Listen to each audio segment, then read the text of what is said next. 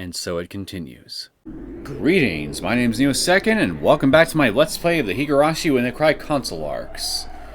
So, we found out what happens when we try to brew tea for a murderer. Now let's what happens when we try to give a blanket to a murderer. 毛布でも出そうか。あ、毛布なら私が出しますから大丈夫。 As I stood up again walking toward the closet. Oh, that's where the blankets are. Well, I think we already know what's about to happen. As I stood up and began walking toward the closet, Tawase-san called out for me to stop, then rose to her feet and rushed over. But thanks to all the fatigue she'd endured, her legs gave out beneath her. She quickly grabbed the back of my shirt and somehow managed to regain her footing. 大丈夫か？私自分でやりますから。全然大丈夫じゃなさそうじゃん。いいから座ってなよ。毛布一枚出すくらい俺だってできるからさ。いえ、いいんです。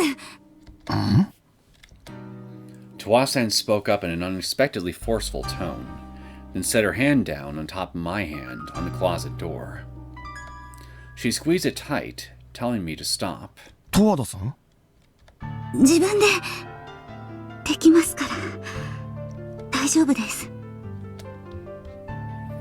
After being told that so directly, I had no choice but to back off. But even so, why was she getting so upset about a mere blanket?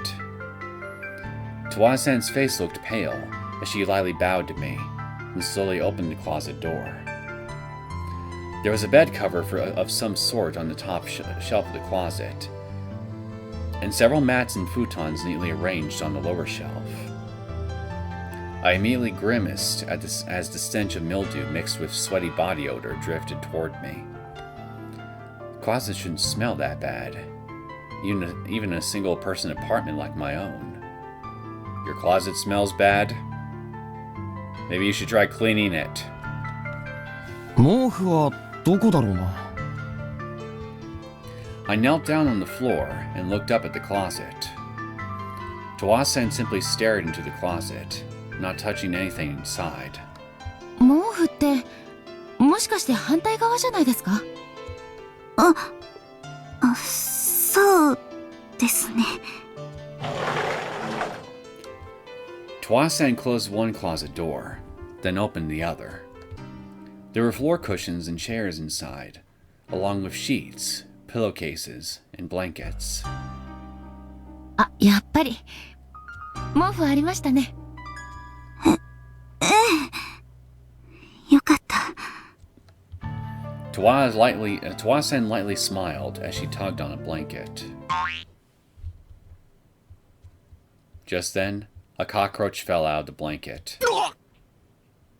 And it went right for me, of course.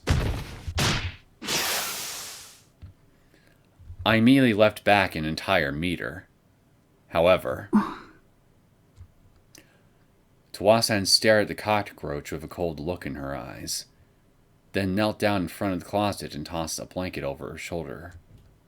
Seeing that gesture, I jumped even further back. あんた平気なのかよ。何がですか？ゴキブリが入ってた毛布。そんな確かめもしないでくるまったりして大丈夫なのかよ。オーバーだな。別にそれくらいで病気になったり死んだりしませんよ。I don't trust those scurrying little bastards. They could have something deadly hidden up right where they keep their wings hidden. Be a goddamn laser cannon for all you know. Yuki-chan giggled to herself, then wrapped the carcass in a tissue and tossed it in a nearby trash can. 龍之介さんは虫が嫌いなんですね。足りねえだろ。ゴキブリが好きな人間なんてそうそういねえぞ。好きな人はいないだろうけど、相手は死んでるんですよ。関係ねえだろうが。ゴキブリはゴキブリだ。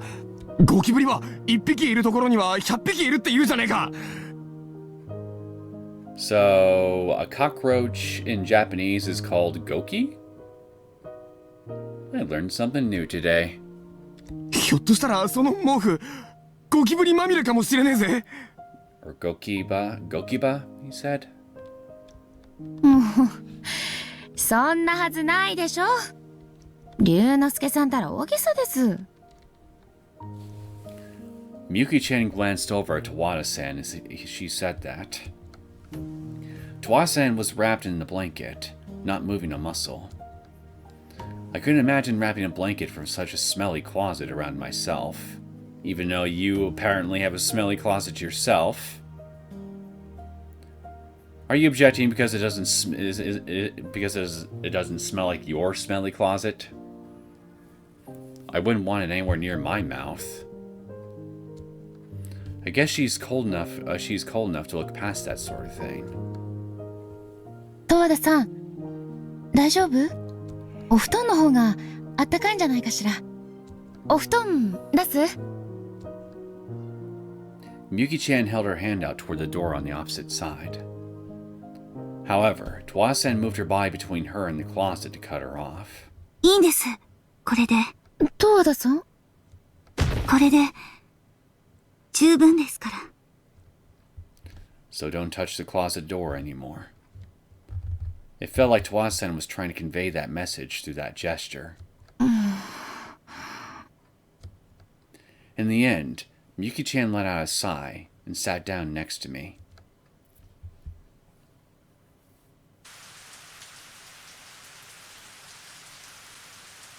The rain was still coming down outside the window. The assembly hall fell silent. The only sounds I heard came from the falling rain striking the trees and muddy ground. I took a glance at my watch. It was already around 1 a.m. Otobe was sitting on the floor with his arms around his knees, then suddenly raised his head. どうした？音が。Probably our Yakuza friends, if I had to guess. I listened outside the window, but all I heard was the sound of falling rain. 何も聞こえねえぜ。僕の気のせいかな。いいえ。 But Miyuki-chan, who was listening outside the window just like me, responded in a low, sharp voice. 確かに何か聞こえる。それに数は一つじゃない。聞こえるって？足音です。足音って誰の？ Miyuki-chan didn't respond.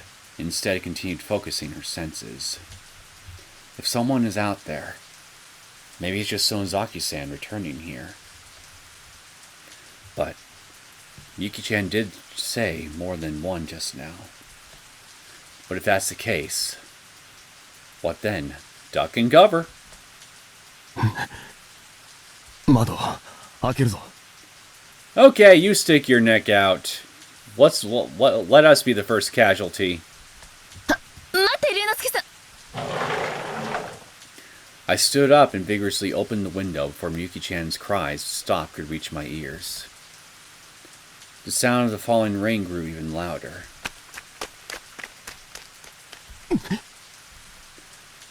Indeed, I could hear the sound of footsteps mixed together with the splashing rain. But the footsteps sounded rough. Sonozaki-san was wearing sandals, so these couldn't possibly be hers. 誰だ？ I leaned out the window and surveyed the surrounding area. However, nobody was there. Otobe anxiously looked up at me. 荒川さん。消えた。消えたって。誰も見えねえんだよ。確かに足音がしてたのに。 Who did those footsteps belong to? Was it the work of demons who set their sights on us? 龍之介さん、窓を閉めてください。Though I was confused by Miyuki-chan's calm demeanor, I closed the window as directed. 念のため鍵も。わかった。あと玄関の鍵も閉めた方がいいよな。ええ、お願いします。 I quickly walked toward the entrance. Come to think of it, I probably shouldn't be running. But I was thoroughly spooked by those footsteps. Who on earth would come here? Who do those footsteps belong to? I ran down the hallway, but as soon as I tried to lock the front door, the door opened. Hey, welcome back. おや、荒川。 The person standing before me was none other than Sonozaki-san, looking thoroughly soaked. ただいま。お帰りなさい。I responded instinctively, then stepped out of her way. Sonozaki-san took off her muddy sandals and started walking toward the assembly hall. I rushed to lock the door and chase after Sonozaki-san, or at least I intended to, but unfortunately the lock on the door was broken and wouldn't close. Well, ain't that a bitch? たく、こんな状態で開けっぱなしかよ。I took out my anger on the door, then hurried back to the tatami-lined room. いやー、ずいぶん手間取っちまったよ。Sonozaki-san wiped her wet clothes with a towel while closing her sword bag, then plopped down on the floor and spread out a scroll she pulled out of her pocket. それは見ての通りの巻物さ。そりゃ見ればわかりますけど。こいつを取りに西宮殿へ行ってたのさ。誰かさんの悲鳴を聞いて中途半端に出てきちまったからね。Apparently, this scroll is what Sonozaki-san was searching the ritual storehouse for. So, she wasn't demoned away. Well, she's right in front of you. So, obviously not. I felt relieved, but also disappointed. It was a conflicting feeling. Sonozaki-san wasn't necessarily behind the demoning ways. However, she did seem the most likely candidate for the culprit. なんだい荒川。人の顔をジロジロ見て。いや、別に。I was too frightened of her to say anything. Still, I could see the amazing force behind Sonozaki-san's eyes. なーにおどおどしてるんだよ。今からあんたのこと乙部2号って呼ぶよ。Please do not insult me by calling me that name. なんで俺が乙部に。すみません。For some reason, Otobe apologized and hung his head. Sonozaki-san smiled wryly toward Otobe, and quickly made eye contact with Miyuki-chan, before looking at Tawa-san with a frown on her face. ちょいとあんた。はい。あんた、そんな臭い毛布よくかぶってられるね。Tawa-san's complexion looked significantly better than earlier, and it seems like she stopped shivering. 十和田さん、さっきまではすごく具合が悪くて震えていたんです。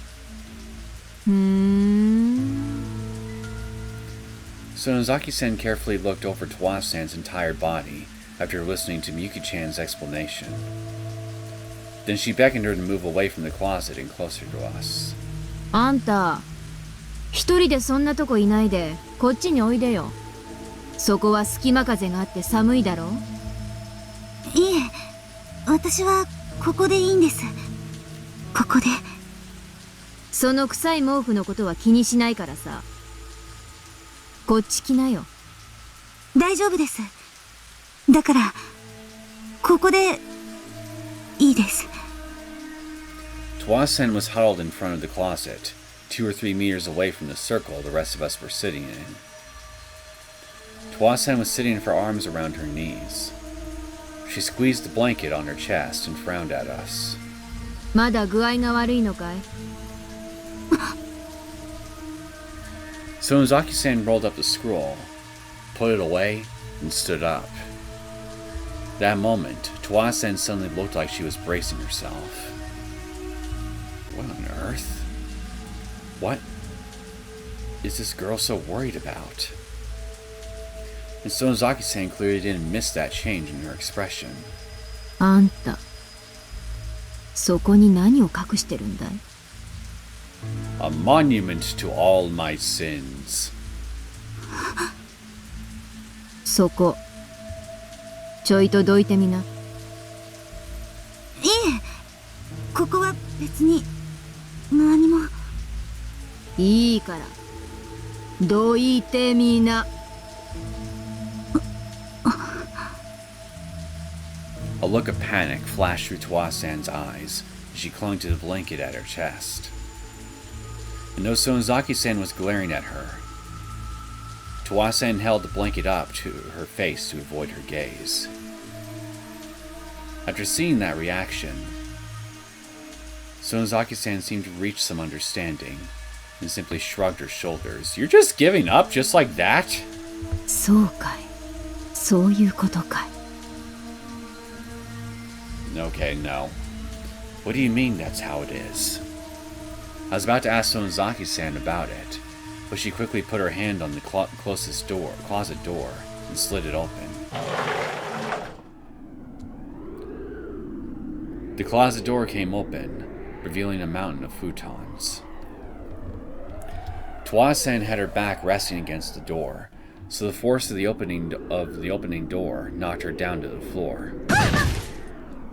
おいおい、園崎さん、あんた一体。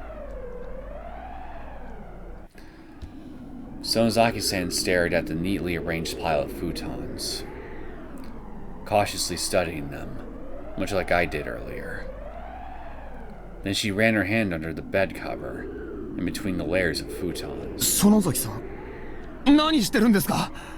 私の予想が正しければ、ここに十和田が隠しているものがあるはずなんだ。Her hand stopped moving between the futons. Maybe she found what she was searching for.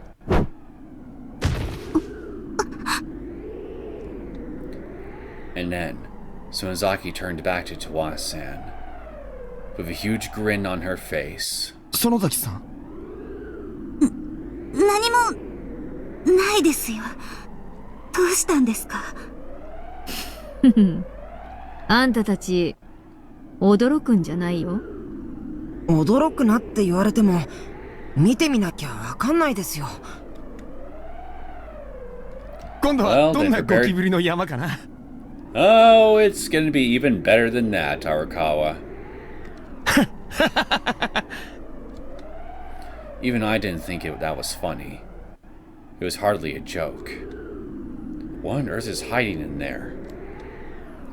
Sonozaki-san grabbed the bed cover with both hands and pulled it vigorously.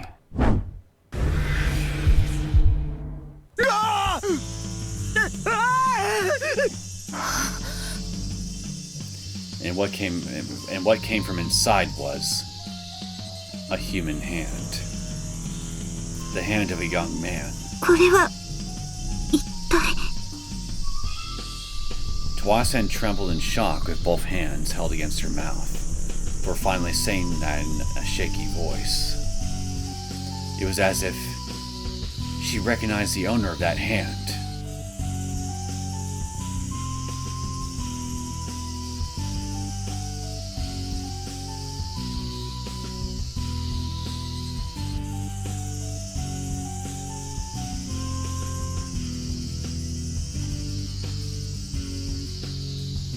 New tips unlocked, sunset, and newspaper article. Wait, that's it? Okay, I'm certain that the newspaper article I've already looked at, but what about sunset? あら？どうしました？ねえ見て、まちちゃん。なんだか一雨来そうな天気じゃない？そうかな。Chiaki-san was leaning practically sideways to peer out the window, so he looked up at the sky. And she was right about that. The sky was looking a bit dark. Still, sunset was able to paint a wide area in a bright vermilion hue. It was beautiful. ねえ、芥川さん、ちょっとだけ窓を開けてもいいですか？ああ、いいよ。Wait, I did receive this before. まちちゃん？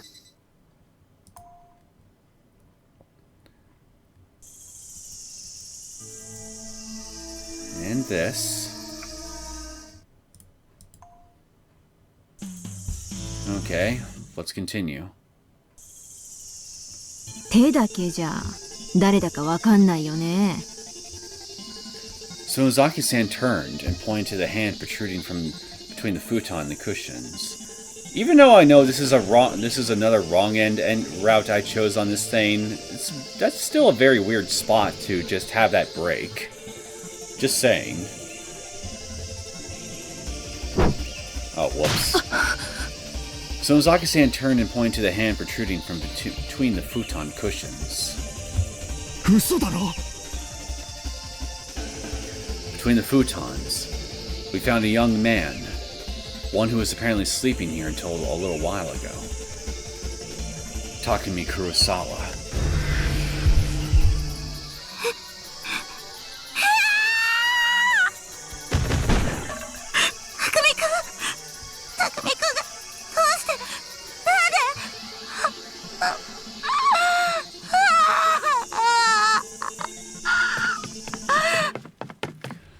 Tawasan rushed over to Kurosawa and shook his body. But he didn't move. And his skin tone had already turned a dull pale. It was already too late.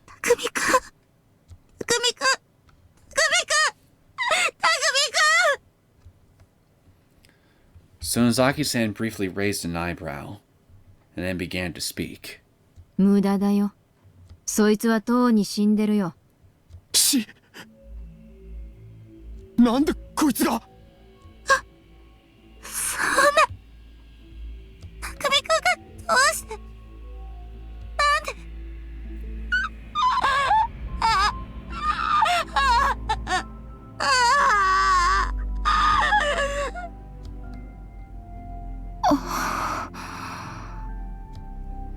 Tawasan clung to Kurosawa's motionless body and spilled tears over the top of him.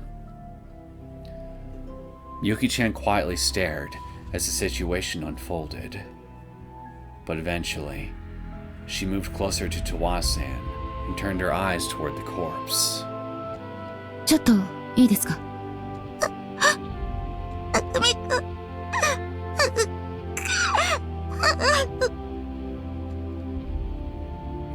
Tawasan paid no heed to Yuki-chan's words and continued crying while clutching Kurosawa's hand.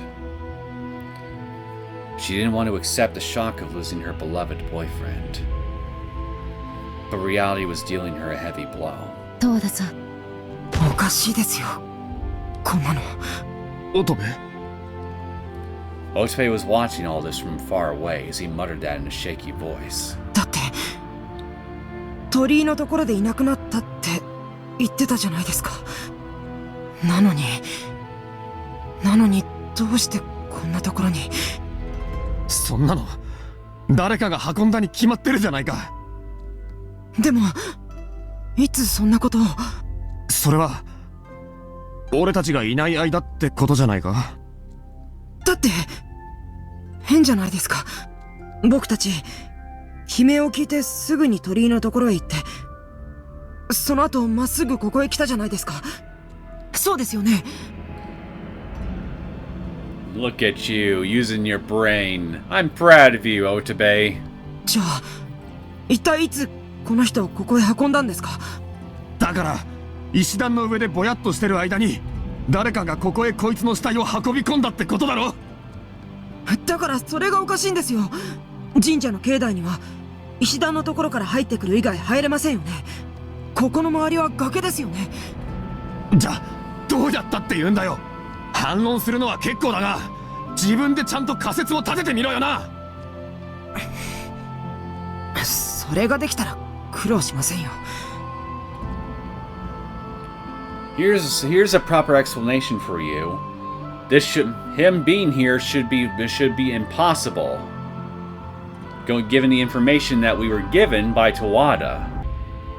which calls what Tawada tells us into question. Otobe sounded frustrated, then fell silent. Then Miyuki-chan stood up, gave him a pat on the shoulder, then turned to us as if taking over for him. でも、乙部君の言う通り、ちょっと変ですね。犯人はどうしてこんなところに死体をしまったんでしょう。死体を隠すためなら、それこそ裏の林の中にでも放り込んでしまえばよかったんじゃないでしょうか。Terrible thoughts began swirling around inside my head. If the assailant killed Kurosawa outside and then hid the body in the assembly hall closet, it'd be like they were practically asking us to find it. On top of that, there was a high risk of being spotted while moving the corpse into the assembly hall closet. But even so, despite the danger of eyewitnesses, the killer took the trouble of hiding the body in the closet. In which case, the killer had a specific goal in mind. And that goal was to reveal the corpse to us. To threaten us. Nah, no. Just pay attention to how Tawada was acting prior to finding the body, and there's your answer right there. 龍之介さん、あそこ。Come on, man. Otobe's using his brain more efficiently than you are right now. You're embarrassing yourself. I don't care if this is a wrong end. That's no excuse, Arakawa. あれ、龍之介さんの携帯じゃないですか？ Miyuki-chan pointed toward the entrance of the assembly hall. Then she rushed over to the doorway, picked up my phone, and came running back. どうしてあんなところにあったんでしょう？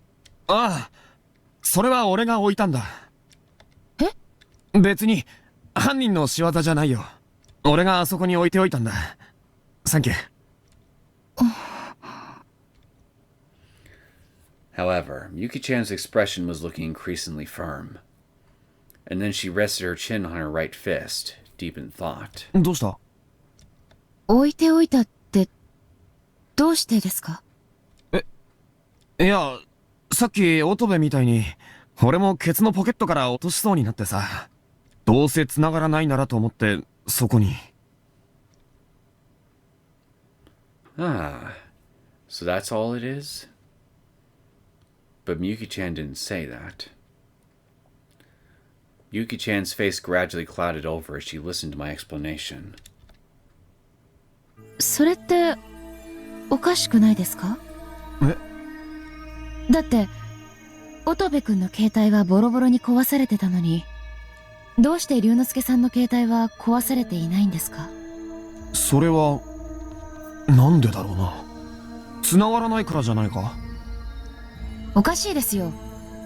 乙部君の携帯だって電池切れで使い物になりませんでした。黒沢さんを殺した犯人は死体を運び込むためにこの集会場へ来たんでしょ？もし同一犯なんだとしたら、なぜ犯人は乙部君の携帯を壊して龍之介さんの携帯は見逃したんでしょう？それは。She raises a good point. A terrible thought came to mind, and I started feeling nauseous.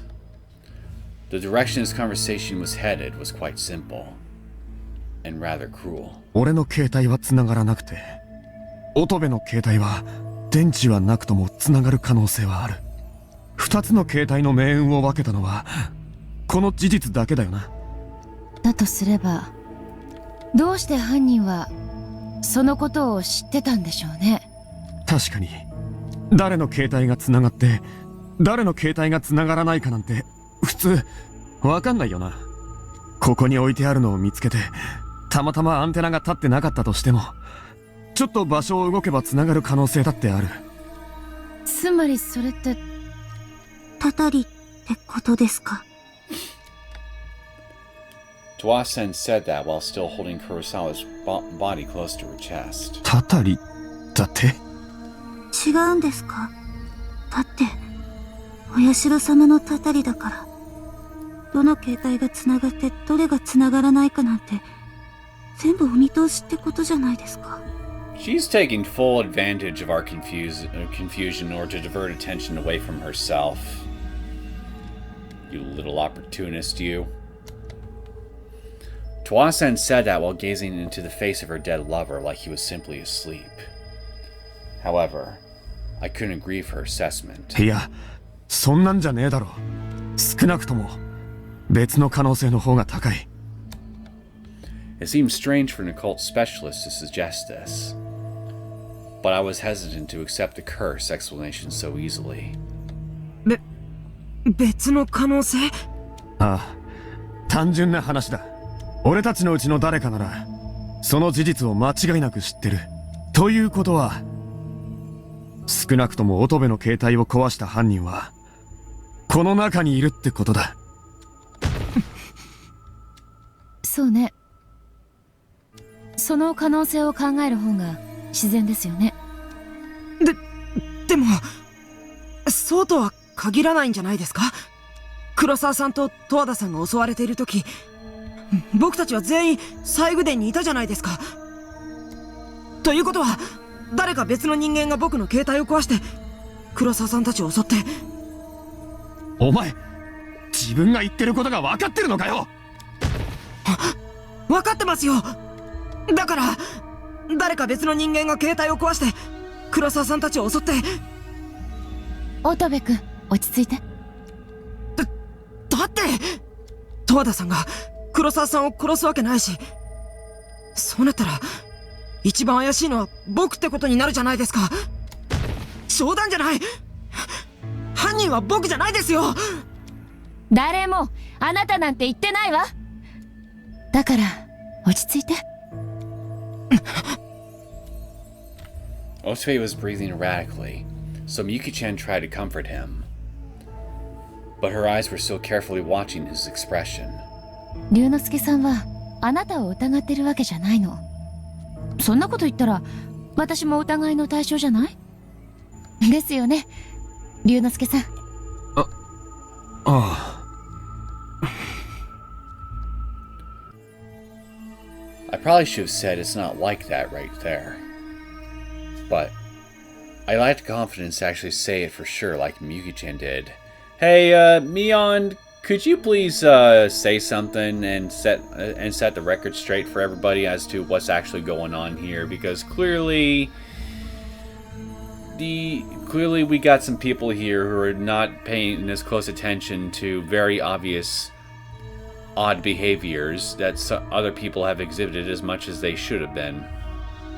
ともかく今起きていることを整理するとこうだ。携帯が壊されて外との連絡は取れなくなり、同時にこの村から出るための車も消えた。そして黒沢が殺された。これらを全部総合すると、俺たちが辿ろうとしている運命は一つ。Our demise. 皆殺しだ。皆殺し。殺人犯だかHinamizawaの亡霊だか知らないが、とにかく奴は俺らをここに閉じ込めて一人ずつ血祭りにあげていく気なんだよ。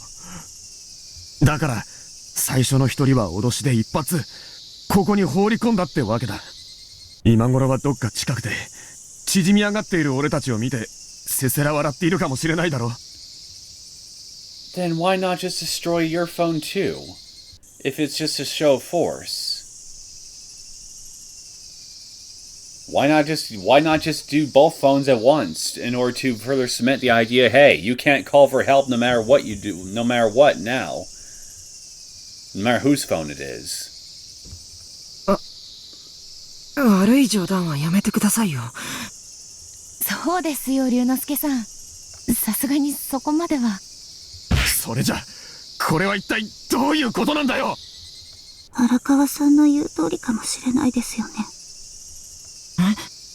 この村に足を踏み入れた人間は全員人を食い殺す死者の霊に取りつかれて死んでしまうんですよ。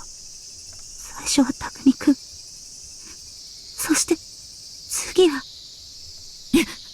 やめてくださいよ、十和田様で。だってそうとしか考えられないでしょう。そうじゃなかったら誰が、匠くんを殺したって言うんですか？ Towasen rubbed Kurosawa's cheek with a hollow look in her eyes as she said that. None of us could respond to her declaration. Mion probably could. A vague feeling of anxiety was building up inside of me, thanks to that one specific line of reasoning. And I wanted to speak up, to say that idea sounded delusional. However, I didn't have enough solid evidence, so I couldn't dispute it. And there was also the fact that I still couldn't dispel my fear and insecurity about this so-called curse.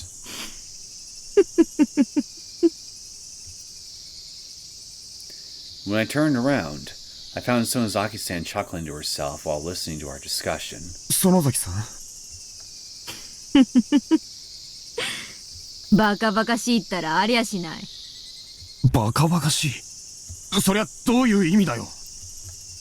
When Sonozaki-san saw the look of protest in my eyes, she let out a heavy sigh. あんたたち、ミステリーだのオカルトだのって、おかしな小説の読みすぎじゃないのかい？ That may be true, and even I think it's ridiculous. But I stand my ground. These are my ridiculous grounds to stand on. 園崎さんよ。言っとくけど、俺の中ではあんたが一番怪しいんだぜ。私が？ほー。だいたい、なんでこんなところに着物姿でうろちょろしてるのか全然わかんねえし、日本刀持ってんのだって銃刀法違反でしょうが。それにそもそも園崎ミヨンってやつはな、20年前に死んでんだよ。I hit Sonozaki-san with my trump card. However, her expression didn't change at all. で、何が言いたい？あんた、一体何者なんだよ。何者も何も。最初に言ったじゃないか。私は園崎ミオン。元Hinamizawaの住人だって。ふざけるな！死んだ人間がどうしてこんなところをうろちょろしてんだ！ Suddenly, the sound of something slicing through the air struck my ear. When I looked down, I saw Sonozaki-san's sword right against my neck. 私だったらこんな手の込んだことはしないさね。全員まとめて切り伏せる。こうやって一瞬でね。After staring at the look of horror on my face for a while, Sonozaki-san returned the sword to its sheath. 隠れて殺人をやるなんざ弱いもんのやることだ。そんな相手なら私の敵じゃない。私とは何の関係もないね。After saying that, Sonozaki-san once again pulled out her scroll and spread it out. She seemed to lose all interest in our conversation and focused her attention exclusively on the scroll. So the whole entirety of your objection your objection is just simply, that's stupid, Arakawa. You're stupid. Your idea is stupid. You're all stupid. And then you just pipe back down after threatening us a little bit. You're not helping! 園崎さん。Otobe tugged at my sleeve as if to say, please wait, then entered the conversation. 確かに、荒川さんの言う通り、ミオンさんには不審なところがあります。僕も最初に会った時は信用できないって思った。最初に会った時？ミオンさんと会ったのはこのすぐ近くです。僕道に迷っていたんです。歩いても歩いてもどこにもたどり着かなくて、おまけにどこへ行っても足音が一つ多く聞こえるような気がして。足音が一つ余計に？はい。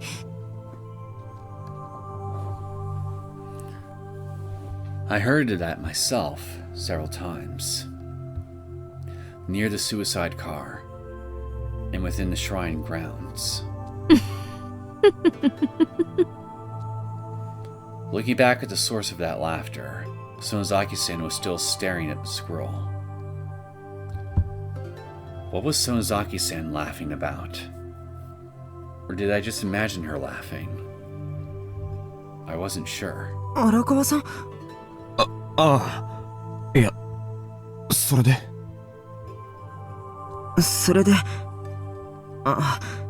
話がちょっとそれてしまいましたけど、それみんなとはぐれた上に、そんな足音まで聞いて、もうすっかり怖くなってしまって、どうすることもできず、ただ途方に暮れていたんです。そうしたら、ミオンさんがいつの間にか近くに立っていて、だから、ミオンさんは悪い人じゃないと思うんです。It sounded like Otobe was trying to appeal specifically to me. However, it was Miyuki-chan who calmly disputed his assertion. 人は見かけによらないですよ。みゆきちゃん？確かに園崎さんは悪い人ではないのかもしれないけど、全ての犯罪が悪意やエゴが元で行われるわけではないですし、いい人だって人を殺さなければならない時はあると思いますから。Hearing where this conversation was going left a bad taste in my mouth. The way she said that, it sounded like she had killed someone herself. 園崎さんの素性はわかりませんけど、君の素性だってわからないんですよ。乙部君、君本当に友達とドライブでこんなところへ来たんですか？そうですよ。本当かしら。君本当に友達なんていたのOtobe began trembling for some reason. Once again, he started acting that way as soon as we began discussing the friends who came here with him. なんでそんなことを急に言い出すんですか？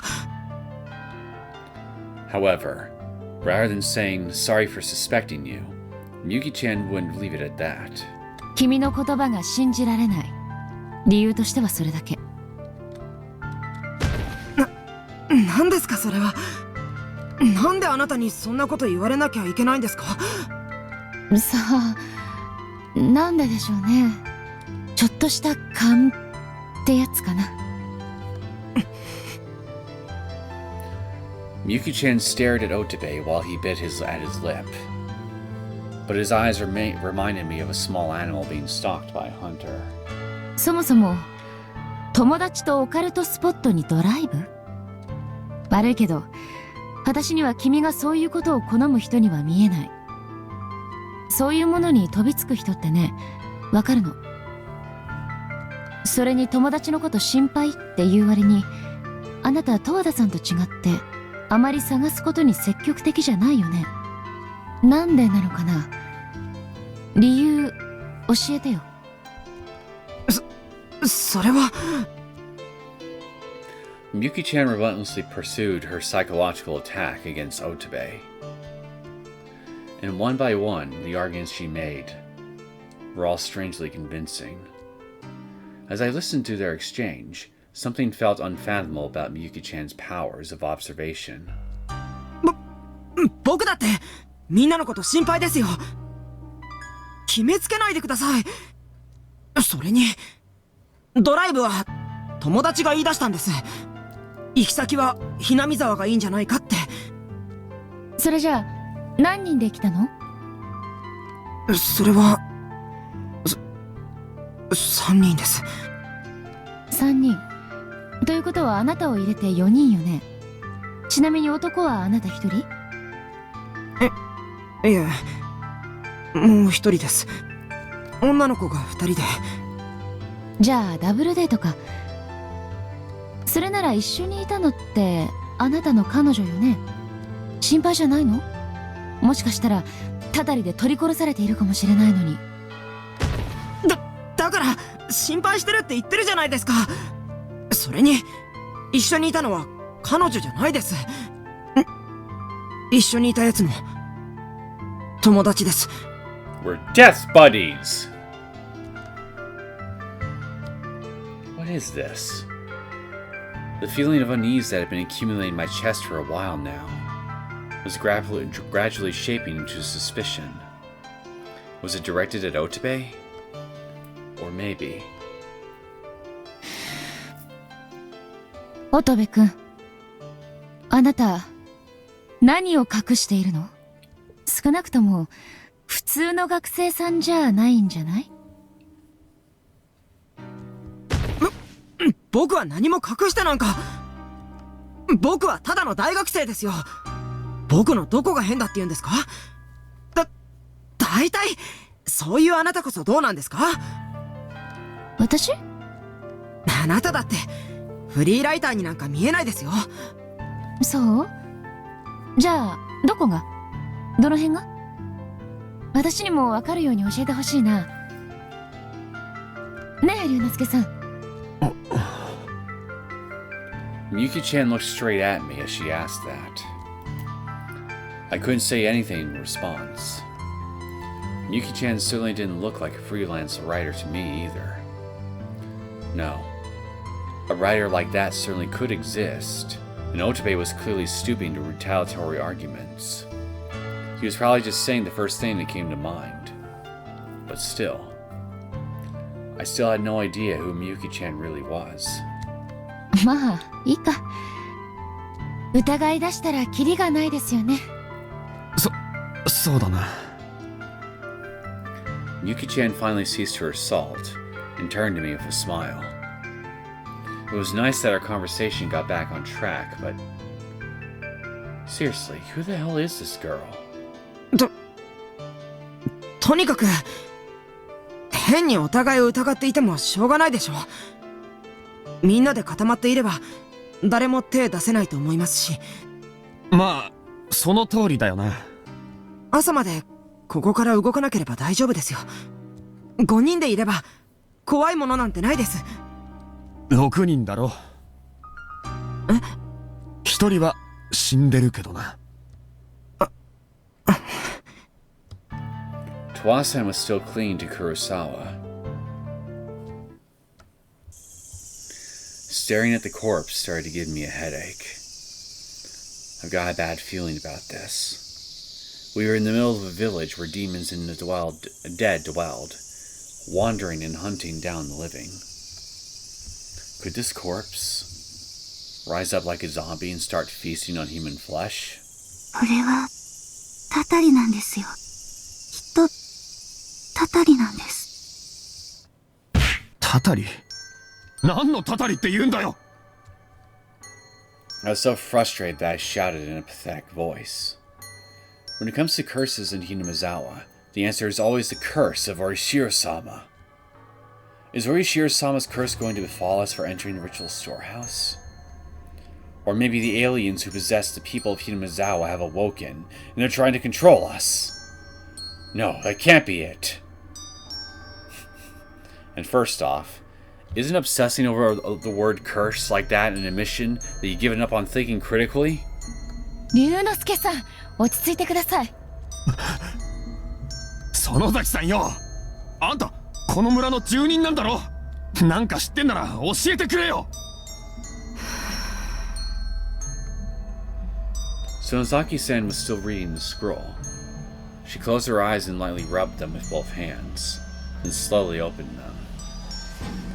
Everyone carefully watched her every move, in complete silence. Then she rolled up the scroll and tied it with a string like it had been originally. そういや、お社様にはその使いがいたって話聞いたことがあるよ。生贄になるやつを選び出してそいつのもとにやってくるってね。奇妙な足音とともにその相手の背後からスッと現れる。それじゃひょっとしてあんたがそのなわけないだろ Sonozaki-san's eyes became viciously sharp. I couldn't help but choke on my breath after witnessing a level of rage I'd never experienced before. もちろん私が知っていることはいろいろとあるさ。でもね、今ここで起きている殺人事件ごっこは私とは無関係。もちろんお社様とも無関係さ。だいたいね、お社様のたたりってのはこんなチャッチいもんじゃないんだよ。Tawada-san's spirit was being pushed to a limit. Her shoulders were shaking. Then, Sonozaki-san got up and slowly stepped beside her. どきな。どきなって言ってるんだ。はい。Tawada-san timidly moved away from Kurosawa's corpse, while Sonozaki-san looked down the corpse with cold eyes. Then she turned around and faced each of us, one after another. まず聞くけど、どうして犯人はこの死体をここへ運び込んだんだろうね。そりゃさっきから言ってるように脅し。それが思考停止って言うんだよ。もう少しよく考えてみな。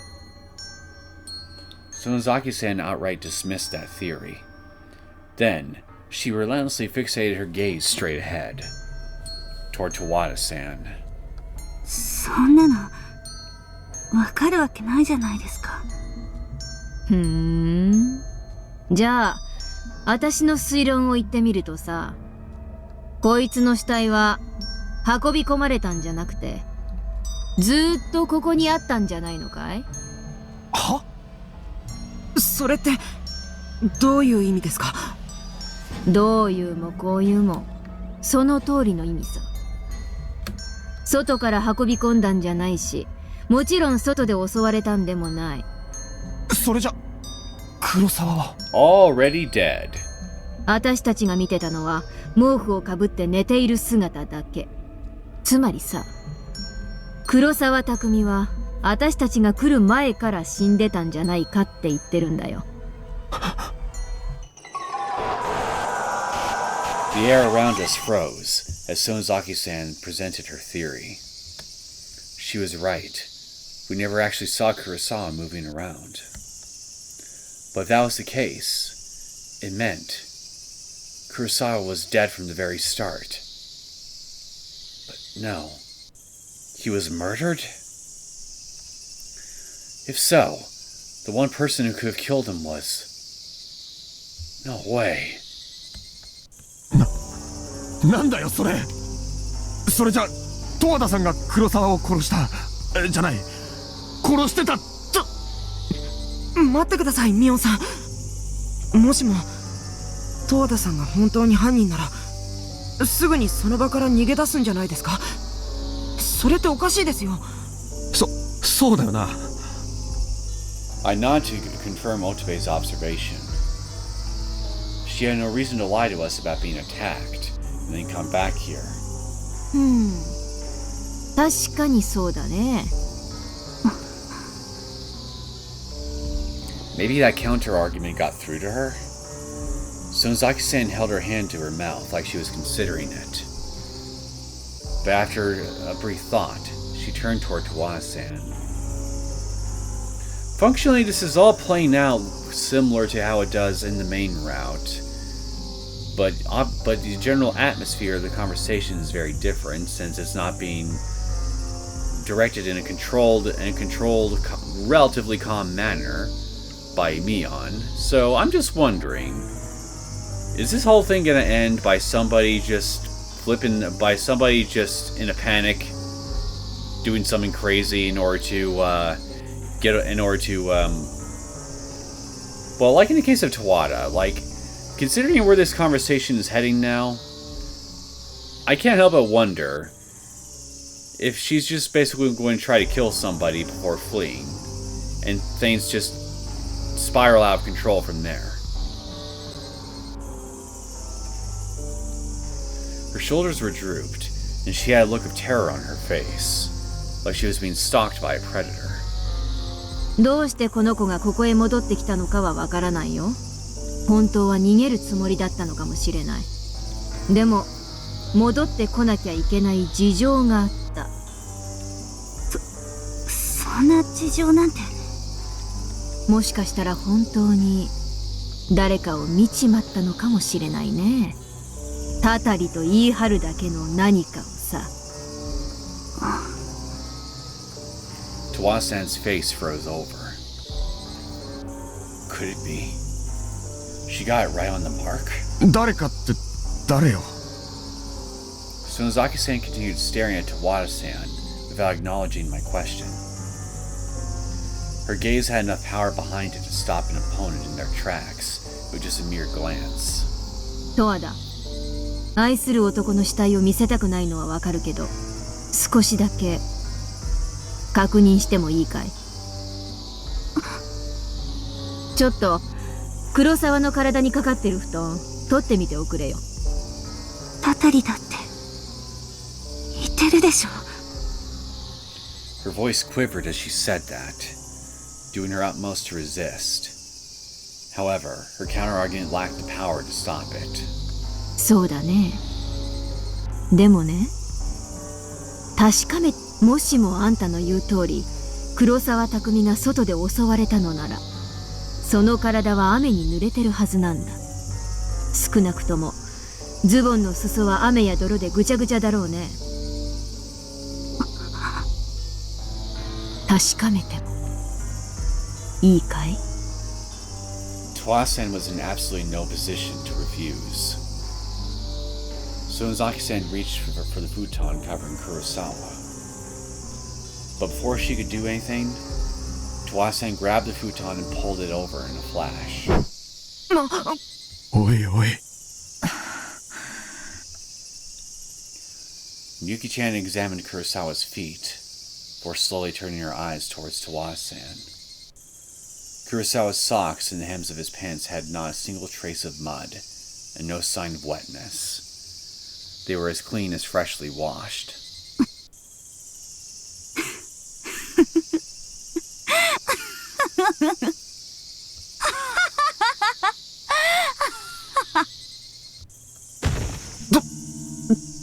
十和田さん。ああ、とんだ名探偵がいたものね。あと少しで平穏な生活を取り戻すことができたのに。 Tawasan faintly smiled at us. I felt something rather chilling from her smile.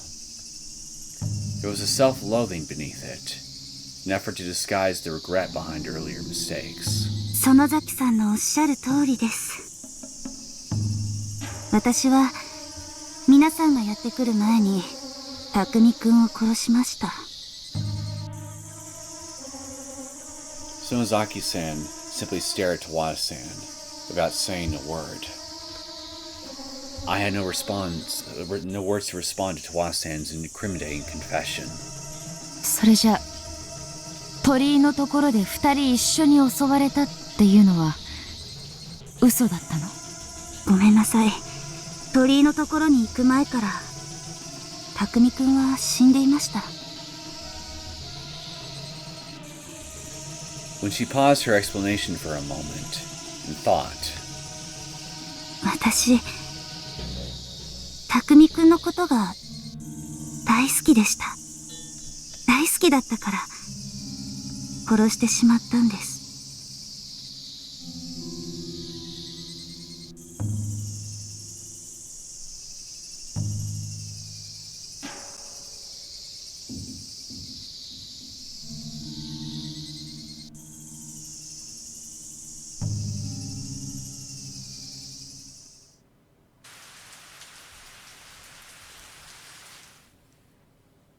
おかしいじゃねえか。好きだったんならどうして殺したりしたんだよ。 that was probably a rather imprudent question for any normal person. Love and hate were two sides of the same coin.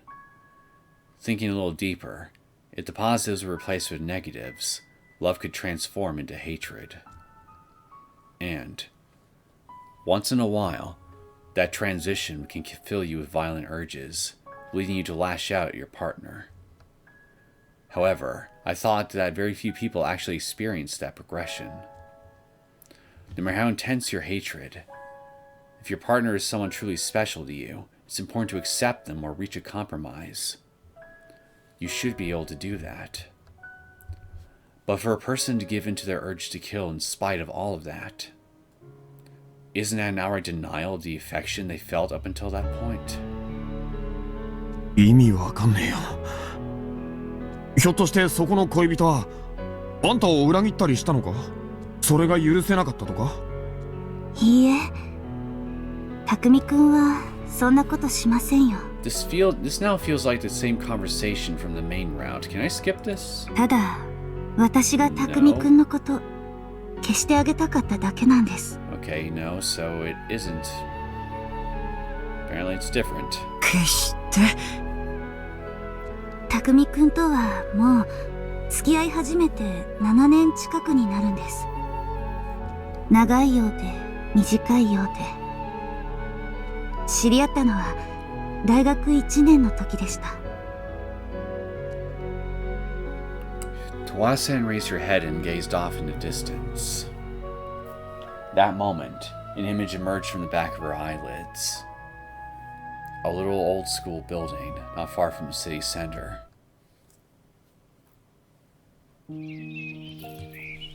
A massive green lawn was visible on the fourth floor of the school building. Our class was in the very last classroom, on the far end of the building. I finally got accepted into the college I had been hoping to attend, so everything was looking bright. But things were a bit difficult for me because I was a year younger than my classmates. I started to develop an inferiority complex about it. And after enrolling, I spent most of my time alone. なあ、十和田さん。今度の日曜、よかったらライブ聞きに来ない？One day, a male classmate spoke to me for the very first time. He was still quite young and had a youthful look on his face. He looked a little scrawny, and his clothes were a bit sloppy. But I was fascinated by the huge, pure smile on his face. ライブ？そう、ライブ。十和田さん、音楽は好き？誰のライブなの？俺だよ、俺。決まってるじゃん。俺、バンドやってんだよね。実は曲も自作でさ、なかなかの自信作なんだ。Honestly, I was totally shocked. I didn't have any special skills of my own, so for someone to be able to pick up music while also studying for school, it felt like he was from a totally different world. Not just a celebrity, but a divine being. He even did his own composition and spoke to people to convince them to attend his concerts. It's not something you can do without a great deal of confidence in your skills. And a person of such unprecedented talent was standing directly in front of me, right now. So, I was completely starstruck. It was a wonderful feeling. なあ、どうかな。時間があればでいいんだけど。I was so stunned by the son's situation that I couldn't find the words. Perhaps due to that, his voice suddenly grew uneasy. After seeing that, I understood. Of course, this guy was putting on a brave face for my sake. All just for me, the one who stuck out in our class. いいの？私、あんまり音楽わからないけど。いいよ、もちろん。絶対損させないから、約束する。As soon as I responded that it was okay, he put on a huge, bright smile. Honestly, he was like a child. But I found that innocence wonderful from the bottom of my heart. じゃあ、どこでやるのかな？場所を教えてくれる？これ、チケットとフライヤー。お金なんていらない。無料でいい、ただ。じゃあ、約束。待ってるからさ。Takumi-kun wrapped his little finger around my little finger as he promised that with a beaming smile on his face. Then he ran out of the classroom. That was my first time locking fingers with a boy. My heart was beating fast, and it didn't take much time after that before we got together. Since we were in the same class, we were always together. The two of us went to all sorts of places together every week, and I went to see all his concerts. He, Takumi Kurosawa-kun, was playing the guitar, and was fortunate enough to have a bunch of fans. Fangirls would come to the concerts and stare longingly at Takumi-kun. There were so many girls for Takumi-kun to choose from, and they were always cheering for him. But even so, Takumi-kun's eyes were always on me. I was the one he cherished most. And that made me so happy. It was a blessing. 俺さ、大学出たら本気でプロを目指そうと思ってんだよね。プロ？ずっとさ、音楽で飯食っていきたいって思ってんだ。八重がそばにいてくれて、音楽だけやって暮らしていけたら、俺はもう他には何にもいらないなって。だから決めたんだ。I enjoyed hearing Takumi-kun talk about his dreams. Takumi-kun's eyes glittered and sparkled any time he told me about his future ambitions. If we ever move in together, I want to get a dachshund. I'd like to live near a big park and try doing radio exercises together every morning, even as we grow old. I want to play a concert at the Budokan and propose to you right after finishing my best song. He was seriously considering these things, laughing like a child all the while. But, despite that, I was feeling the opposite. I was quite anxious. If he really does make a big hit and become a celebrity, he'll be surrounded by fans and other stars. If that were to happen, would Takumi-kun's feelings for me stay the same? I believe that he loves me very much right now.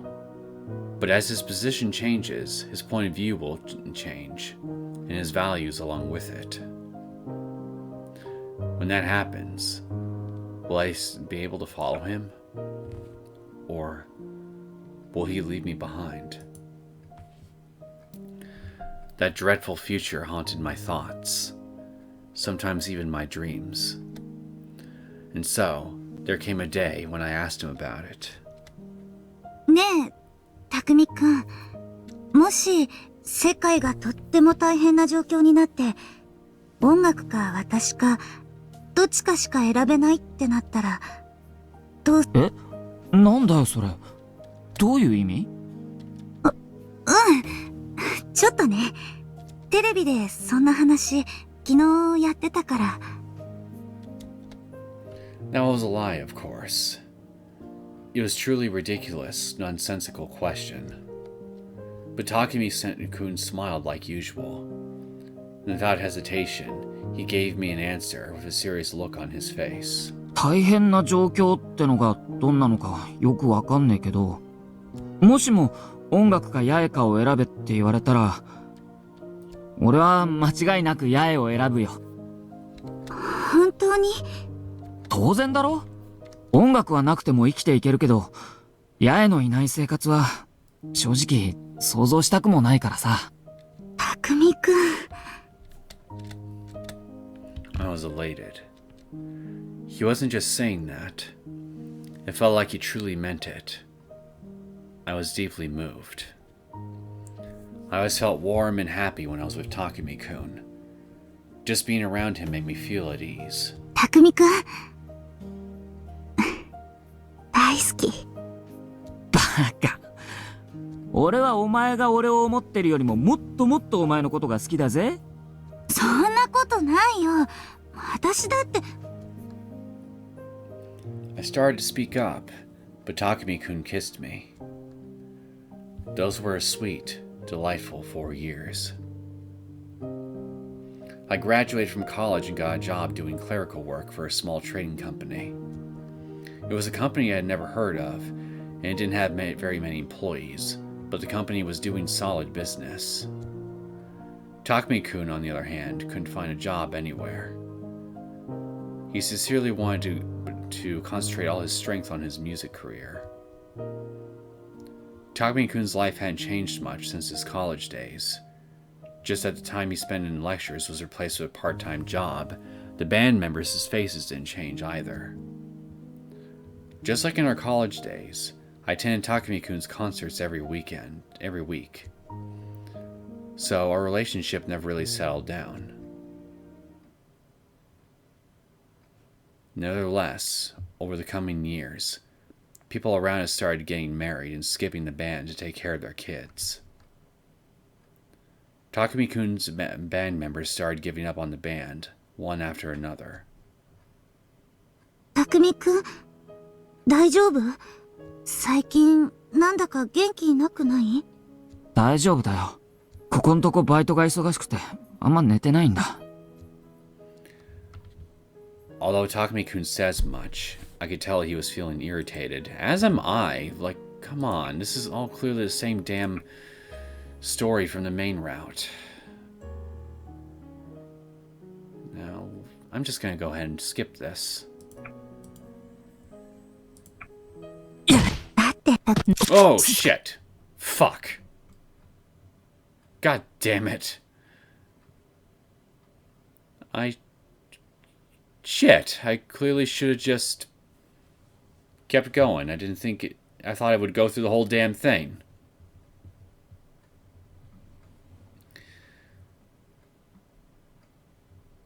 Okay, we go through all of this. She decides to move in with him to help their money troubles. That's still the same. Felt happy.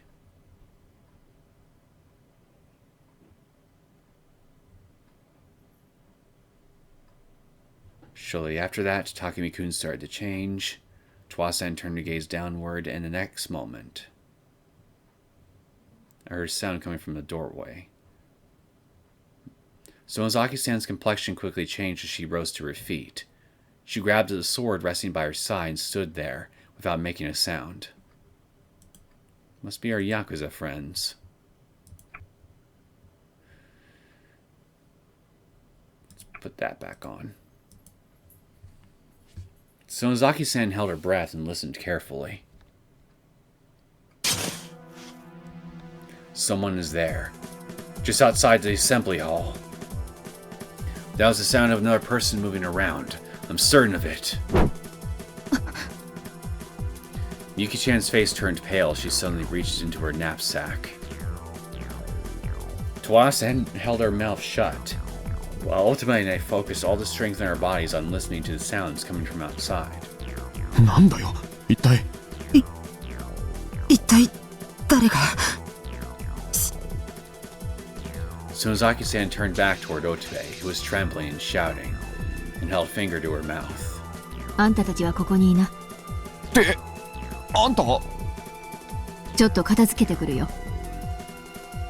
After that proclamation, Sonozaki-san unsheathed her sword and walked toward the entrance. ちょっと、園崎さん。I started to chase after her, but something immediately startled me. I heard the sound of someone fiddling with a gun.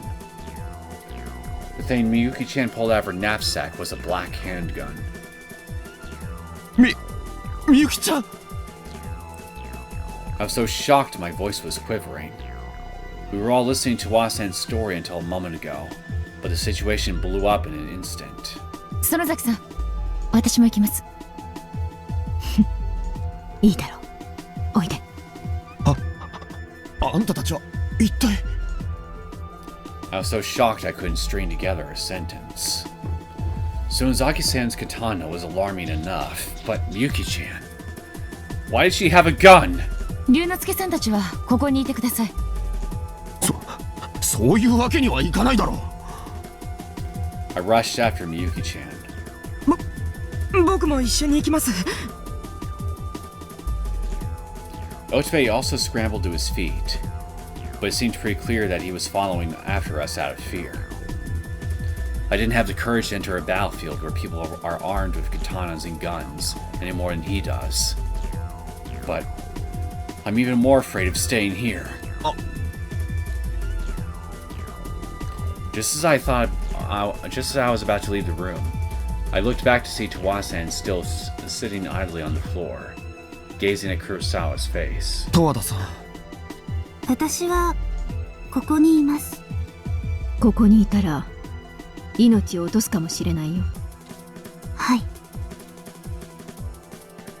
Sonozaki-san stared at Tawasan for a moment, then let out a sigh before walking out. How could she kill the man she loved? She spoke calmly as she recounted her story, but the pain and sorrow were still there. However, I still hadn't heard her reason for killing him. Would we survive long enough to hear the rest? I lamented leaving Tawasan behind while I made my way out of the area.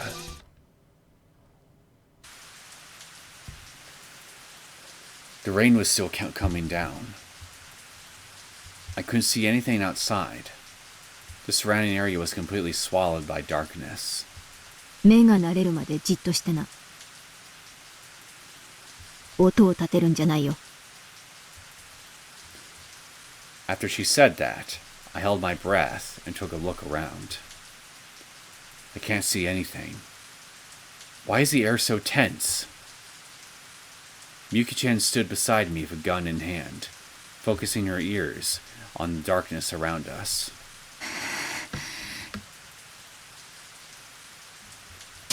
Suddenly, I heard Otobe's footsteps. すみません。いいから黙ってな。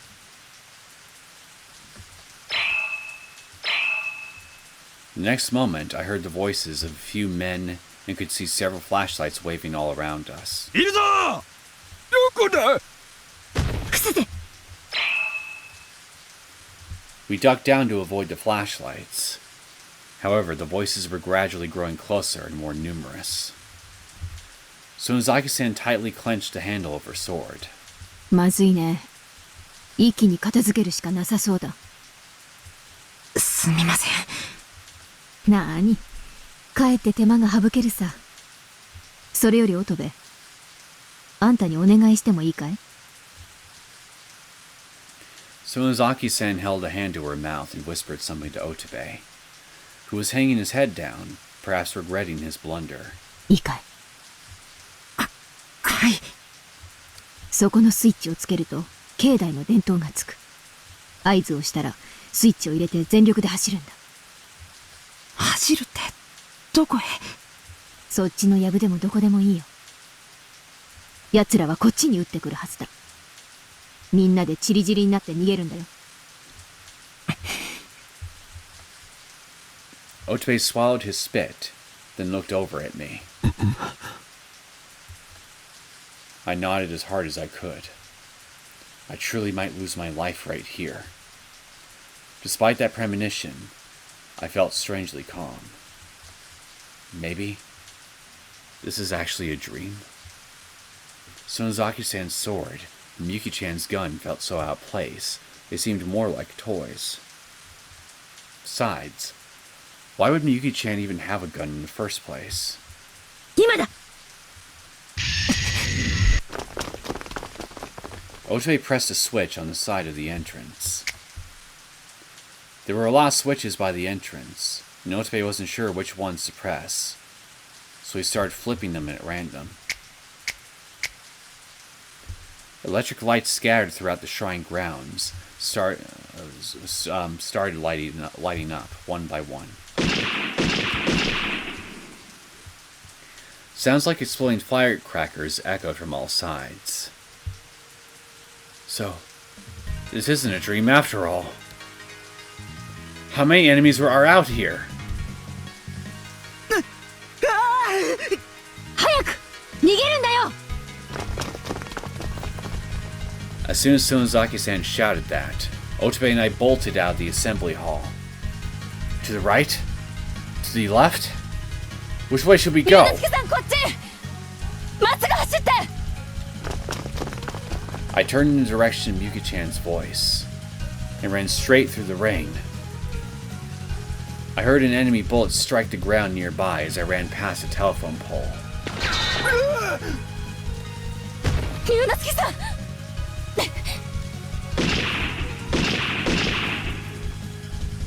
Yuki-chan pointed her handgun toward the darkness and fired several shots. The gun smoke wafted to the tip of my nose. 危ないどいて左2人123 A few more shots rang out. Bang, bang.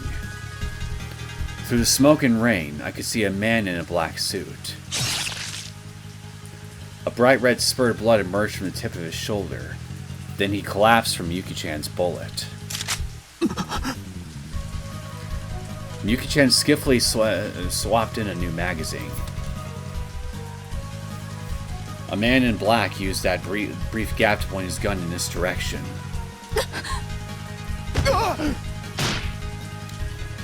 Someone came from Yuki-chan and me from the side and pulled us down to the ground. A bullet fired by the man in black struck the path of mud where I was standing just a moment ago. 気をつけな。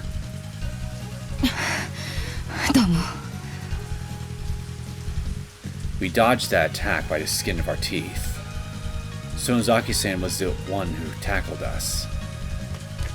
Sonozaki-san charged toward the man in black with her katana in hand. 5 or 6 men had already fallen throughout the shrine grounds, so the number still standing was probably around 3 or 4. 仲間は随分倒れたようだね。命が惜しくないやつだけかかっておいで。こいつ死ね Okay, die it is. Mion, slice off their ankles! A man in black pointed his gun toward Sonozaki-san and pulled the trigger. I heard the sound of the gun firing empty.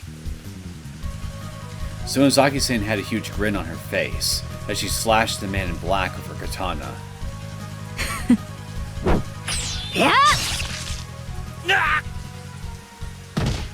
Sonozaki-san's sword sliced through the pit of his stomach. The man's body folded over as he fell to his knees. Cold rain smoke bore down on the few men in black still standing. くそこっちだよ Another man in black turned his muzzle towards Sonozaki-san, but Miyuki-chan fired at him without hesitation. The next moment, right before our eyes, the handgun flew from the man's hand and danced in the air. The two of them quickly looked at one another and lightly smiled. It was like watching an action movie. Sonozaki-san and Miyuki-chan were fighting spectacularly, right before my eyes. Even though they were fighting for their lives, every move they made was beautiful.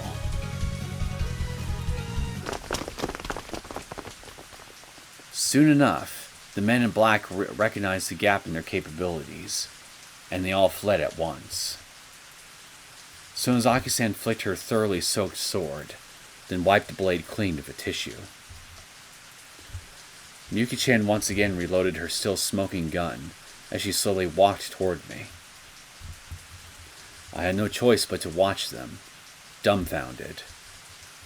あんたたち一体何者なんだミオンさん、反町さん。Otobe's voice was trembling. The same most likely true for me.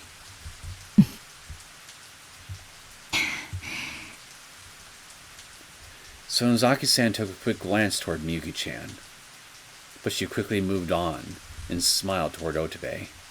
ひとまず大丈夫 That didn't answer any of my questions. Who were those people that attacked us? And who was Miyuki-chan really? However, I could tell the current atmosphere wasn't right for seeking answers. Though I didn't feel like I'd be getting a chance to ask anytime soon. とにかく集会場へ戻ろうぜ。境内の明かりは消しときな。はい。 I immediately acknowledged her request, like some Yakuza henchman. I don't think I responded like that since elementary school.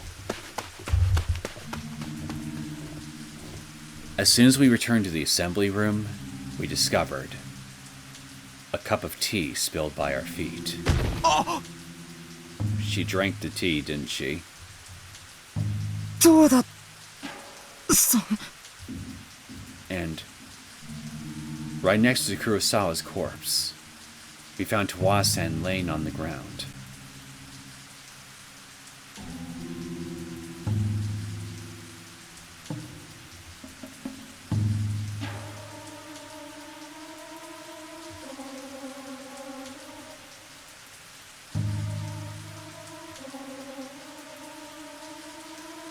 New tips unlocked. A coward's remorse. What is this?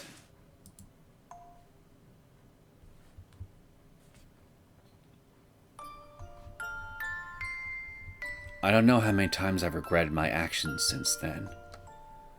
I would always come back to my senses after doing something I could never take back, and fell into intense self-loathing that drove me to want to destroy myself. And the cycle never ended. Let this be the last time. From now on, I'll repent and straighten things out. Wait a minute, is this from Kurosawa's perspective? I said that over and over, so many times that I was disgusted. In the end, I'll always get triggered by the most truly insignificant things, and I'll do it anyway. When we started dating, I was supposed to pull her closer. She was a little indecisive and shy, but her gentle smile was so cute. I swore to myself that I'd make her the happiest person in the world, with my own 2 hands. Before I knew it, the overflowing talent I thought I was blessed with slowly dried up. When I noticed how much my rusty arms squeaked as I moved them, I understood. I lacked the strength to do it, and I even lacked the right to do it. But despite all that, she was always smiling and watching over me. No matter how useless I became, she always surrounded me in the same tenderness. No, that's a lie. The truth is, even she should realize it sooner or later. That even if we're together, that's not enough to make her happy. And I don't have the power to make it reality. So, in that case, what should I do? Apologize to her? Abandon my aspirations up until this point and let her down? You'd ask her to stay with me regardless? I can't do that. There's no way I could. If the truth of my situation were exposed, there's no way she could continue to love me, being the pathetic dog I am. She fell in love with me because I was talented and brimming with confidence.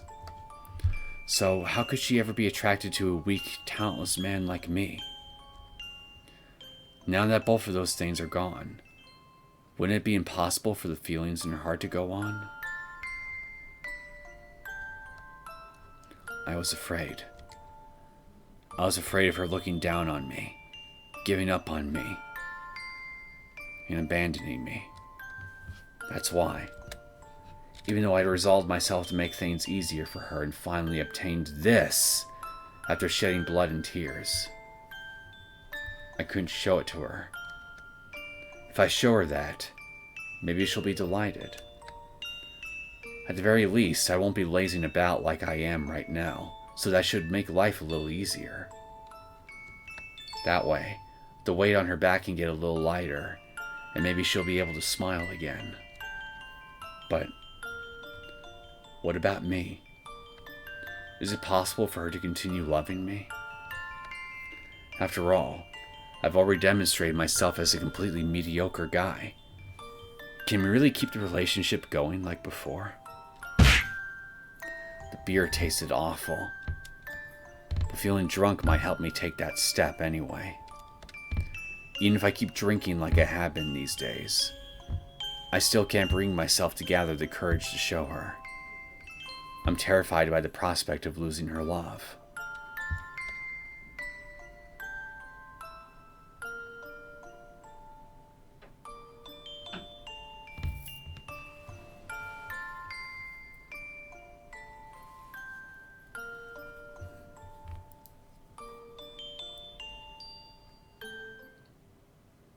Well, that was depressing.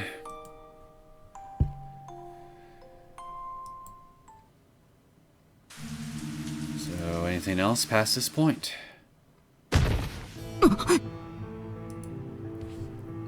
Otobe gasped as soon as he realized. A thin red line of blood was dripping down from Tawa-san's mouth, making it painfully clear that she was already gone. Yuki-chan ran closer and held her ear up to Tawa-san's mouth. Then she frowned slightly while putting a hand on Tawa-san's neck, looking at her wristwatch, only to disheartenedly shake her head. ダメ。もう助からない。ダメって、これは一体。触らないで。I reached out to pick up the fallen teacup, but Miyuki-chan shouted at me to stop. Then she pulled a pouch out of her knapsack and opened the zipper. As I stood there confused, she took out some sort of paper and soaked it in the tea. Then, right before our eyes, the paper in her hand began changing color. Somehow, I recognized that the reaction of the paper illustrated what sort of chemicals were involved. But I couldn't imagine what chemicals it might indicate. Why did she have something like that in the first place? やっぱりね。でも、まさかこんなものを持ち歩いていたなんて。Yuki-chan said that with a bitter expression, then sat the teacup down. やれやれ。こっちでも死人かい。別にあんたのせいじゃないさ。それがその子の選んだ結末ってことだよ。Sonozaki-san glanced at Tawa-san's corpse for a moment, then walked past us and started washing her blood and mud-caked hands in the kitchen. Then, Yuki-chan pulled out a camera with a disheartened expression on her face and started photographing the state of the body. She didn't waste a moment. Her craftsmanship was as precise as an experienced police investigator. Wait, that's not what matters at the moment. ちょっと、何がどうなってんのか、俺にも分かるように説明してくれよ。残念ですが、ここから救急に連絡できない以上、応急措置も無意味です。この湯飲みから毒物を検出しました。しかもこの反応は即効性の劇薬。もう助からない。それじゃ、十和田さんは自殺？私たちが黒服の男たちを追い払いに行った時、彼女は一人残った。彼女、失敗したら自分も死ぬつもりだったのかもしれないですね。この村へ彼と一緒に来るって決めた時から。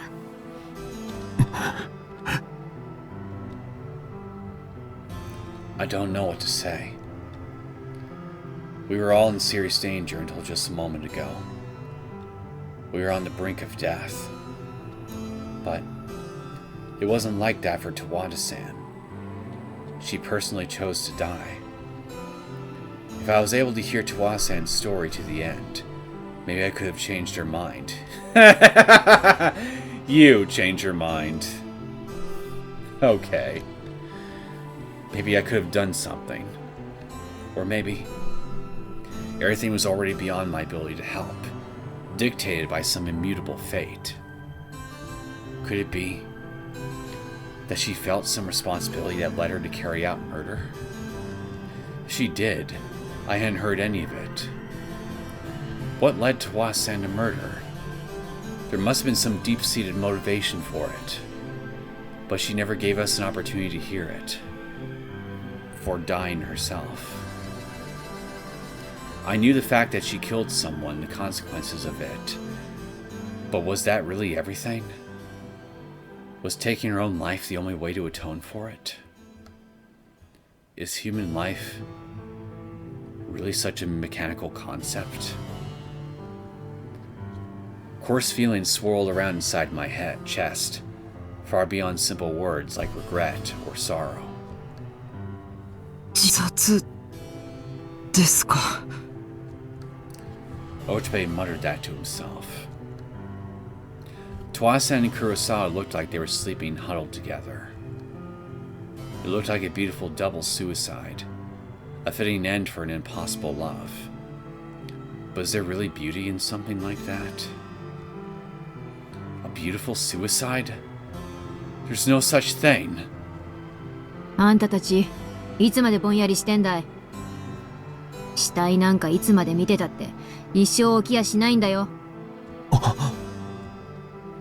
Sonozaki-san's words brought me back to my senses. That was certainly true. There was nothing we could do for her at this point, other than pray.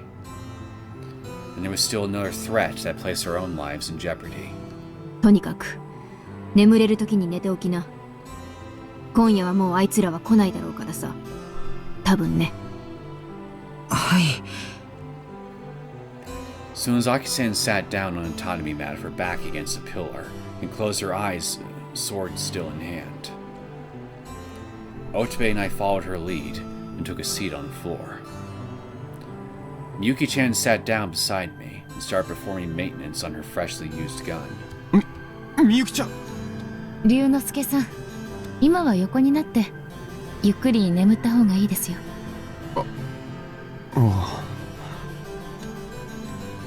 Miyuki-chan, seriously, who the hell are you? I stole a quick glance at her face. I was convinced that even if I asked, she wouldn't tell me the truth. But I still wanted to know. 先に寝てください。私は平気ですから。おやすみなさい、龍之介さん。おやすみ。Though she spoke in a discouraging voice, she gently smiled as she said it. In the end, I couldn't ask her anything, so I simply lay down on the tatami and closed my eyes. 荒川さん、もう寝ちゃったんですか。 Snore. ああ、俺はもう寝てんだよ。それじゃあ電気消しましょうか。どうでもいいよ、そんなこと。消したきゃ勝手に自分で消せ。あ、いいえ。明かりはつけておいた方がいいと思いますよ。Miyuki-chan remained seated as she said that to Otobe. It was less a suggestion and more an order. 万が一の時のためです。目を閉じていれば同じですから。はい。乙部君ももう寝ましょう。私も寝ますから。Her voice was excessively gentle, like a mother addressing her child. Miyuki-chan laid down right beside me. おやすみなさい。The smell of Miyuki-chan's hair wafted over to my nose. Just last night, I would have been thrilled to have Miyuki-chan sleeping next to me. But now, her hair smelled fragrant and attractive before we came to this village. But now, it smelled like gunpowder and blood. I felt slightly disappointed as I watched Miyuki-chan close her eyes. If only she were just a freelance writer. If only she were a normal girl. Then we could have gone on a nice drive together this weekend. おやすみなさい。Too bad she's married. Otobe finally laid down. The three of us were laying straight in a line next to each other. Wait a minute, where's Mion?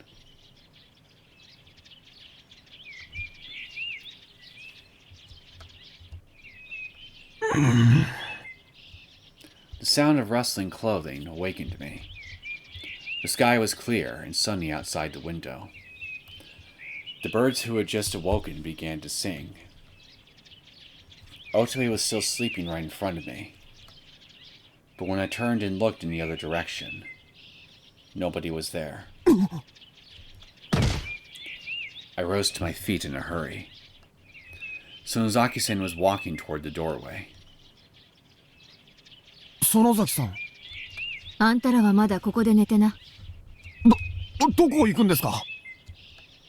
Otobe must have heard my voice and started to wake up.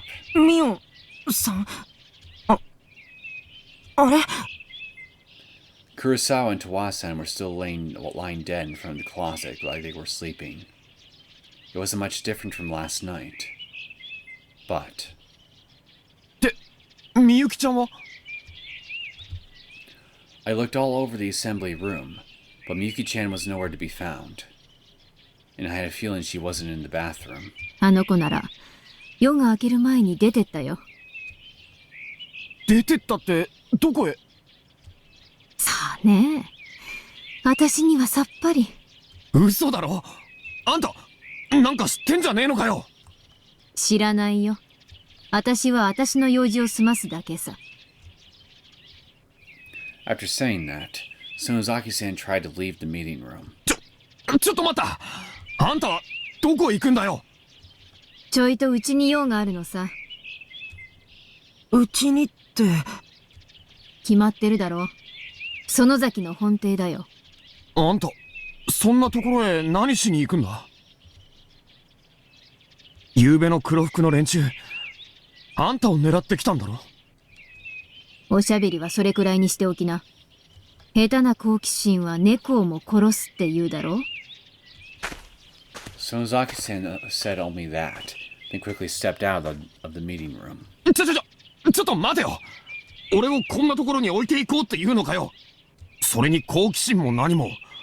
もう巻き込まれてんだからどの道一緒だろうが。それを言うなら僕だって一人でこんなところにいるのなんてごめんですよ。しょうがないね。そんなに待たないよ。さっさと支度しな。I jumped up and grabbed my luggage, then chased after Sonozaki-san. When Otobe saw that, he came running over in a hurry.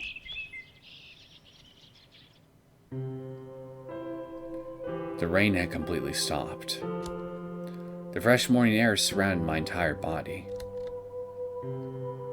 Seeing the shrine gate under the sun, it looked far less majestic than last night. It was just a small, old-fashioned shrine gate. Sonozaki-san quickly descended the stone steps, then began walking down the country road. どこへ向かってるんですか？さあね。 It seemed like Sonozaki-san wasn't interested in answering. 近道していこうか。 After a while, Sonozaki-san stopped in the middle of a grove of trees like it was some sort of landmark, then advanced through a natural trail between them. こんなところマジで行くんすか？嫌だったらあんたたちは普通の道を行けばいいだろ。わかったよ。待ってください。I wonder where Miyuki actually did to go. Did she leave to go call in reinforcements, I wonder? Not sure how she could, seeing as how they don't have a working vehicle, but I don't know. Worst case scenario, she's dead, courtesy of the Yakuza thugs. Otobe followed closely behind Sonozaki-san as she walked down the trail. Naturally, I started to follow a little afterwards. おい、乙部、待てって。 Honestly, I was a bit anxious about being in the back of the line. I could picture the unreliable companions in front of me leaving me behind. 冗談じゃない。I've come this far. I won't get left behind now. I pumped my legs to shorten the distance between us. The rain or morning dew on the wet grass rubbed against the hem of my pants. A tree frog leaped from the lush green leaf.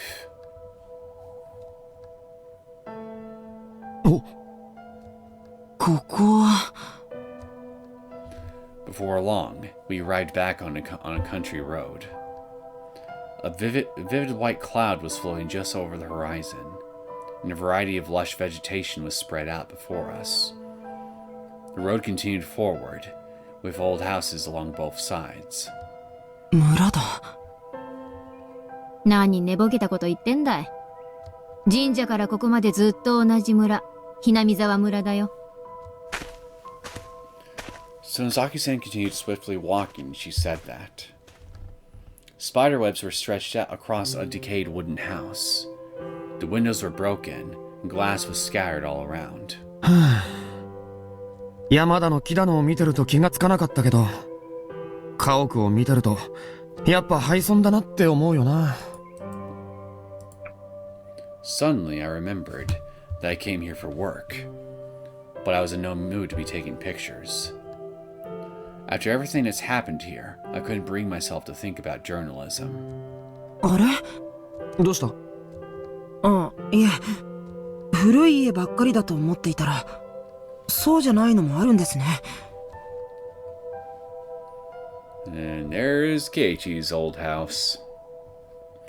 Otobe stopped in his tracks, right in front of a huge white mansion. おお、すっげえでかい家だな。お金持ちの屋敷って感じですよね。Sonozaki-san stopped beside us, then gently gazed at the mansion. It seemed like she had completely tuned out our existence, like she was remembering something. Her eyes looked gentle, and she had a bit of a smile on her face, with a hint of sadness mixed in with it. おい、どうしたんだ？いきなり立ち止まったりして。悪かったね、立ち止まったりして。行こう。Sonozaki-san gazed at the mansion for a while with a nostalgic look in her eyes, but before long she wiped the corner of her eye and started walking again. Sonozaki-san said she was a resident of this village. If that's the truth, then maybe she has some precious memories of the person who lived in that house? ま、いいか。Honestly, I was interested to learn more, but this wasn't the time. Sonozaki-san was walking at such a brisk pace, I had enough time keeping up with her, let alone time to think idle thoughts.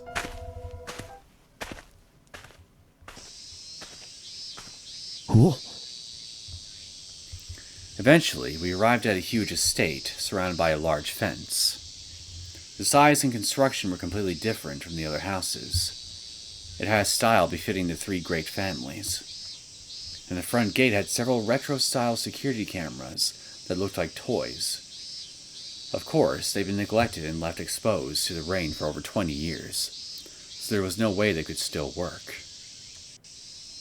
The entire house had a different sort of atmosphere to it. The high fences, security cameras, and orange double doors illustrated how strongly protected the Sonozaki family was. I focused my attention on my surroundings, and then I froze. Hiding behind the shadows of the door were the men in black from last night, waiting for us. In full sunlight, I could clearly make out the faces of the men. Well, I guess we can definitely discount doing and catching them off guard. No matter how I looked at them, they were all obviously Yakuza. そんな、ここまで来て。何言ってんだい。想定の範囲内だろうが。やるしかないんだよ。Sonozaki-san grabbed her katana, and as if on cue, the men in black each stood up and grabbed their weapons. ちょっと待てよ。やるって俺たち丸腰じゃねえかよ。っていうか俺暴力団の抗争には興味ありませんから。分かってるさ。この屋敷の中に村の外まで続いてる隠し通路がある。あんたたちはそこを通って逃げるんだ。A gunshot rang out before Sonozaki-san could finish speaking. But she already started running, in the direction it came from, straight ahead. It felt like Sonozaki-san was trying to break through the front gate. マジかよ。くそ。荒川さん。 Otobe and I followed Sonozaki-san's lead and started running. 逃がすな。あいつは化け物だ。化け物。 In the brief moment I was distracted by the voice of the man in black, a bullet flew by and hit the gate of the Sonozaki residence right behind my back.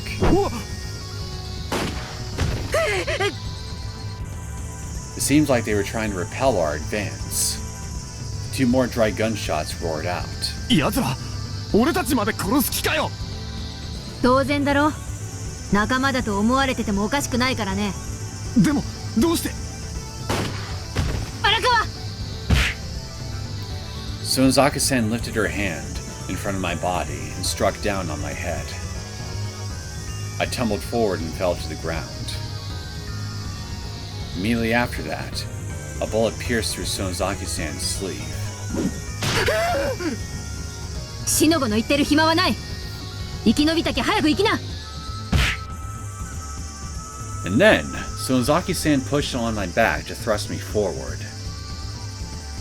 The force of that thrust pushed my entire body toward the gate. I rolled on the ground a bit as I passed through the gate. 早く門の中へ。隠し通路は井戸の向こうだよ。荒川さん、こっち。くそ。 Otobe had entered through the side gate, and I ran in the direction he beckoned. I ran and ran like crazy. Meanwhile, Sonozaki-san was fighting the men behind us for katana, doing her best to protect us. She struck one in the top of the head of the back of her sword, and sliced upward through the pit of his stomach. The man in black started collapsing, one after another. 園崎さんも早く。後で行く。庭を突っ切ると森がある。そこへ向かってとにかく走るんだ。I couldn't even spare a moment to look back at Sonozaki-san.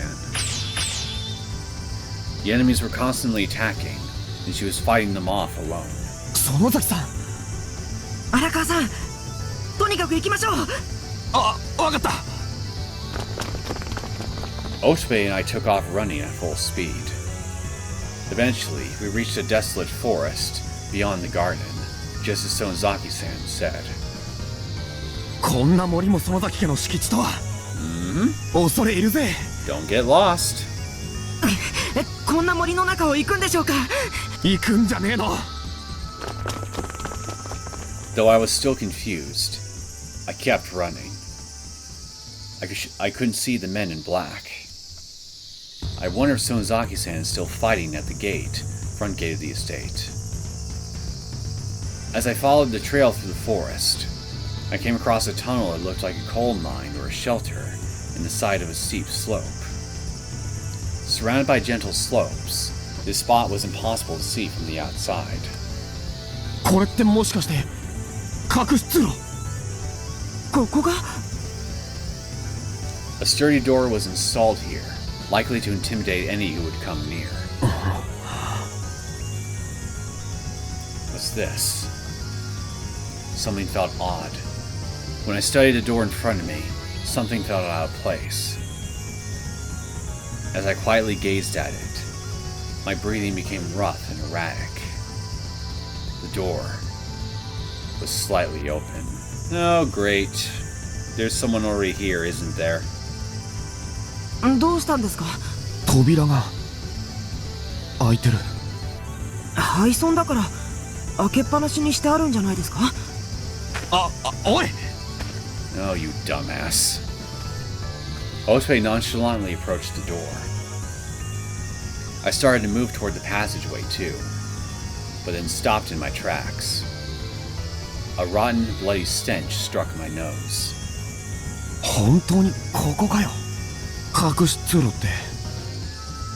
でもここを行かないんならあそこで黒服の人たちに殺されるしかないですよ。そりゃそうだけど、そうだよな。 It couldn't be helped. I took a moment to prepare myself, then vigorously pulled the handle.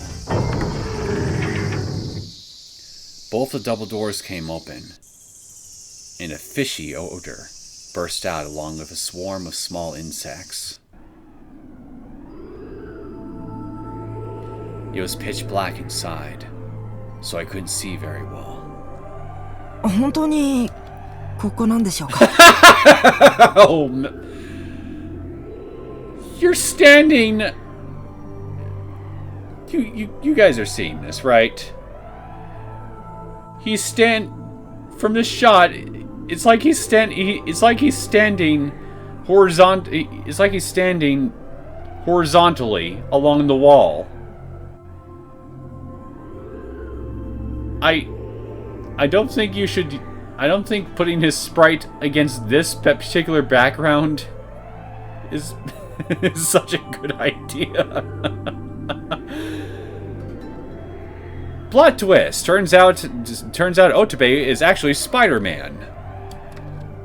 ここしかないって言ったのはお前の方だぜ。そうですけど、やっぱりここってやばいんじゃないでしょうか。What do you have to worry about? You're walking along the wall. とにかくもう少し行ってみようぜ。We entered the wood-lined tunnel together. This may have been used as a shelter or a storage facility during wartime. ミオンさん、後で行くって言ってましたけど、本当に来るんでしょうか？なもん知るかよ。きっと来るって。心配すんな。はい。I was partially saying that to myself as well. I completely understood Otobe's unease, because I felt the same way. I stumbled forward to the dark passage with a hand on the wall. ミオンさん、一人で大丈夫でしょうか？わかんねえけど、俺たちがあそこにあのままいても足手まといになるだけだろ。それはそうですけど、やっぱり良くなかったんじゃないでしょうか。あそこで僕たちだけ逃げてきたりして。I clicked my tongue. Otobe's insecurity was quickly pushing the limits of my patience. ごちゃごちゃ言うなら戻ればいいだろ。When I raised my voice, it became hard to breathe. The oxygen levels might be lower in this secret passageway. No, that's not it. It's not that the air is thinner. My whole body felt heavy. Uh-oh. 荒川さん、今音がしませんでしたか？音？こんなとこ誰もいるはずねえだろうが。That was just your assumption. でも確かに。Otobe quickly fell to his knees as he said that. 音部？すみません。僕なんだかくたってられないです。おい、音部。What is going on? I couldn't see anything in the dark. What should I do? What can I do about this? That's right. If I use my camera's flash, I should be able to see my surroundings for at least a moment. I reached into my pocket to pull out my camera, but my hand began to tremble and I couldn't get a grip on it. What is the meaning of this? My hands were trembling beyond my ability to control. もうダメです。おらら。Otobe. I wanted to say his name, but I couldn't speak clearly. Somehow, I managed to push the shutter with my trembling hands. For a brief moment, the surrounding area was bathed in light. And in that moment, I saw insects clinging to the walls, and a trail of white smoke running along the floor of the passageway. Is this smoke? Poison gas? Well, ain't that a bitch? By the time I noticed it, it was already too late. One of the men in black must have ran ahead here and filled this area with poison gas. Warned you about that open door. I warned you. That's right. I wish I had been more cautious when I found the door open. I don't have any time left for regrets. The way I live may already be decided, but the way I die is not. That much is certainly true. I absolutely don't want to die quietly in a filthy, dark, smelly place where nobody will find me. I don't want to die. I'm sure nobody will ever know that I died here. My family won't know where to look for me. Even if Otobe's family gets worried and they issue a search request, they'll never find us in here. I don't want to die. Not like this. I never wanted this. But my regrets are in vain, because my thoughts will cease soon enough. Damn it. Damn it!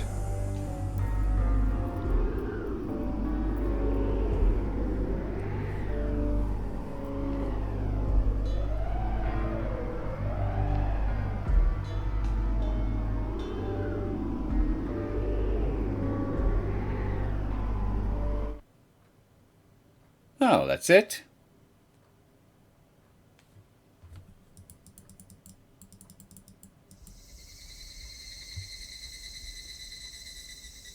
Well, dang.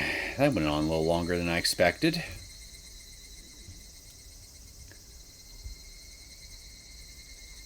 Well, outside of getting to see the escape tunnel, and seeing that tip from Kurosawa's perspective, this whole particular route just ended up playing like a condensed version of the main story route, but we skip over a lot of the big character development, character moments that led to some important character development. So yeah, and then Mion's fate's left uncertain, Tawada commits suicide, and, well, we die via poison gas into the escape tunnel. So, a pretty anticlimactic version of the main story route.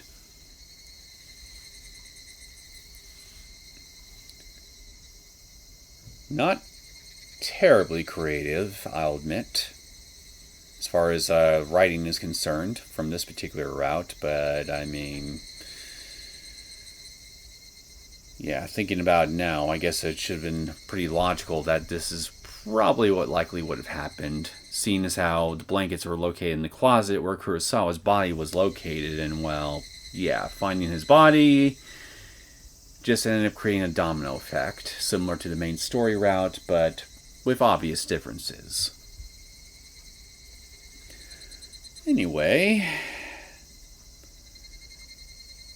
I guess all that's left now is to check out one other particular little route, which we're going to go ahead and check out now, because I have a sneaking suspicion that whatever story bits that we will get with this thing will be pretty short compared to going to the suicide party's car. 園崎さんの車だよ。あの人は着物だからさ。こんな廃村に徒歩で来てるわけないだろ。あ、言われてみればそうですね。それじゃあ集会所に戻りましょう。すぐにみんなに知らせないと。Otobe's face brightened up, and then started walking back toward the way we came at a quick pace. おい。I stood there for a while, staring at Otobe's back. Otobe was walking briskly down the pitch-black road. He was far more cheerful than a moment ago. 荒川さん、早く早く。 Otobe started getting upset as I stood there staring at his newfound enthusiasm. Well, it would be easier with some help from the others. Traveling back the way we came was far faster than traveling down an unknown road. 黒沢さん、見つかるといいですね。絶対生きてますよ。そうですよね。そうだな。Hearing Otobe's bright voice may have made my heart feel lighter. Huh? Something felt odd about the tone of Otobe's voice. A man who was in the very same room as us just a little while ago suddenly vanished, but he was talking about it like it was somebody else's business. Though some of the fear from earlier had eased up, there was still something unnatural about his smile. And what's more, how can he declare, I'm sure he's still alive? It's like he's trying to convince himself the man isn't dead. What's with this guy? 荒川さん、なあ、乙部。お前みたいなやつが、そもそも、なんでこんな村に来たんだ？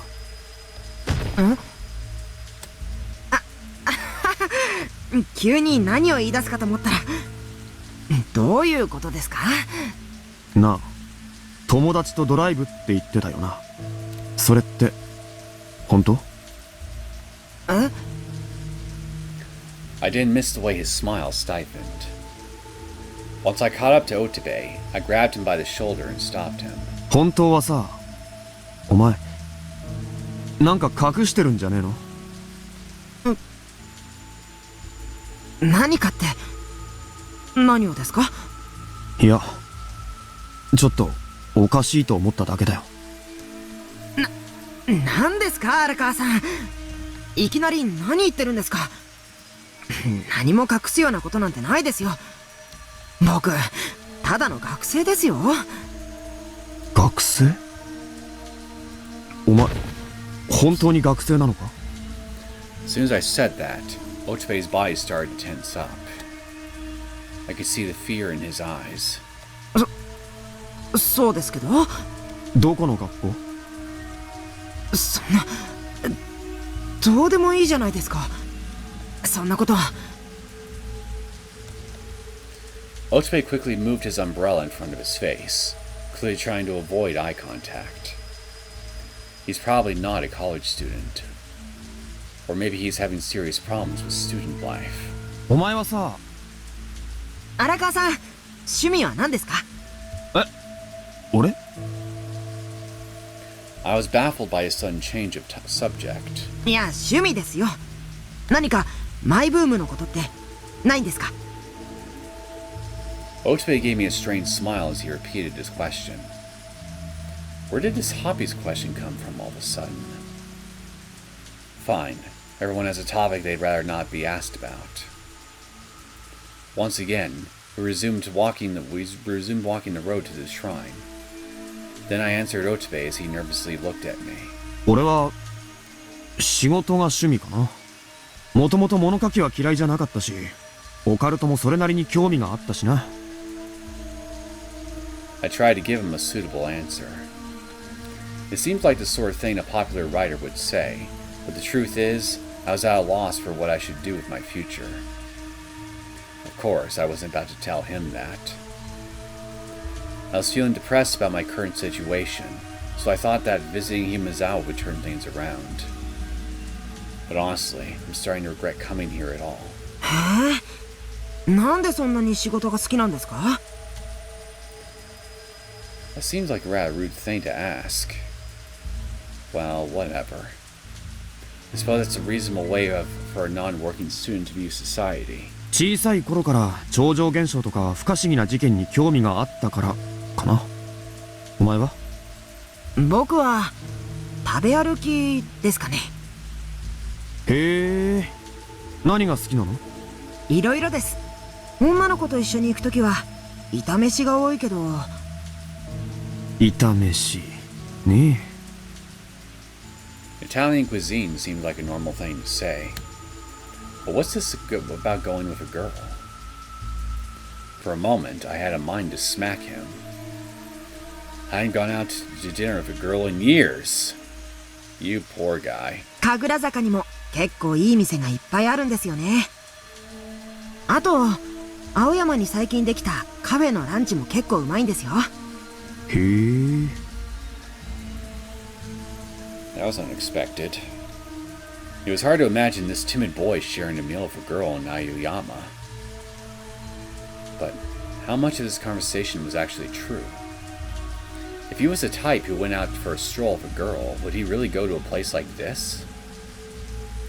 If that was the case, why didn't he bring a lover like Tawada-san? Besides, someone else had been bugging me for a while. Despite how worked up he got about his friends' well-being earlier, he hadn't said anything that seemed to display concern for them. It would have been more natural for him to beg us to look for them, like Tawada-san did. Despite that, how could he be known so nonchalant? As I pondered that, I stole a quick glance at the side of Otobe's face. Occupation unknown. A self-proclaimed student who drove with his friends to a ghost town on a weekday. Then his friends were demoned away, and the car they drove in here disappeared. It's all so hard to believe. お前の友達ってさ。ああ、着きましたよ。Otobe cut me off, then fled up the stone steps. Really? Who is this guy? Then I stared at Otobe's back as I began climbing the stone steps.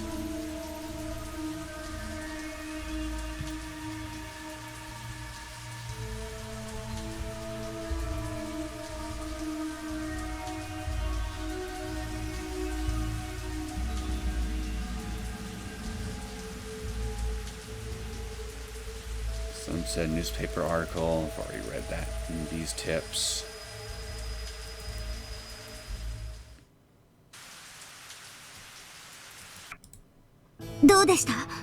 Okay. Now we're back on the main story route for that, but I'm not going to go through all that since we've already done that. So, with all this and with this done, we have now well and truly finished this particular story arc.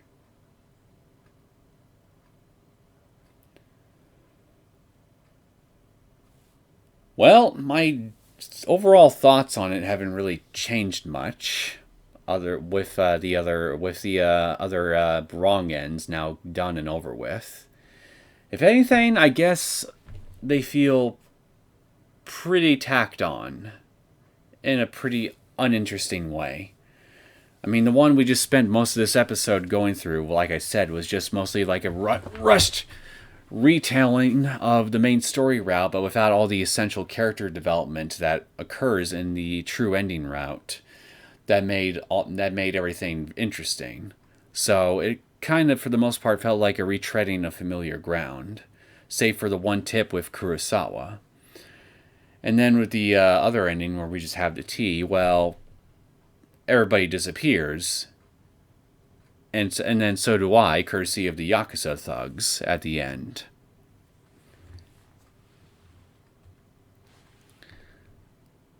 There really isn't much interesting story developments that occur in the wrong ending routes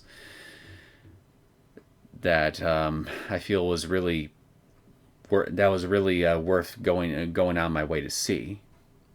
They were honestly kind of boring, not gonna lie.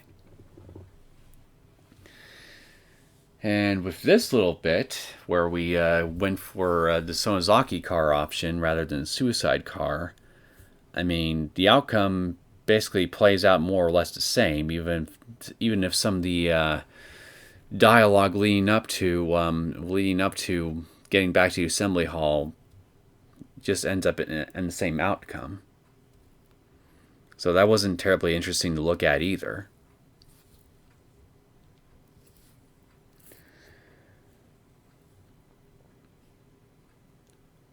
But yeah, I mean, my opinion, like I said, my opinion on this arc hasn't really changed outside from what I just highlighted. It feels like a pretty interesting character study of sorts involving people that had nothing to do with save for Mion and Shion, obviously.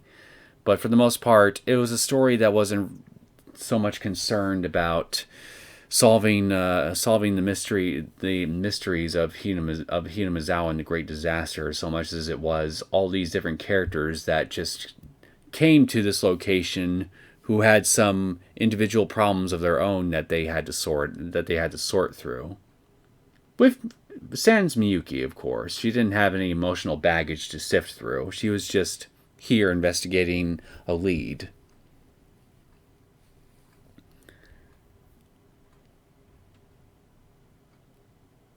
I would say it's this arc, save for the different ending routes, is perhaps honestly one of the more entertaining and interesting ones out of all the different arcs I've seen so far.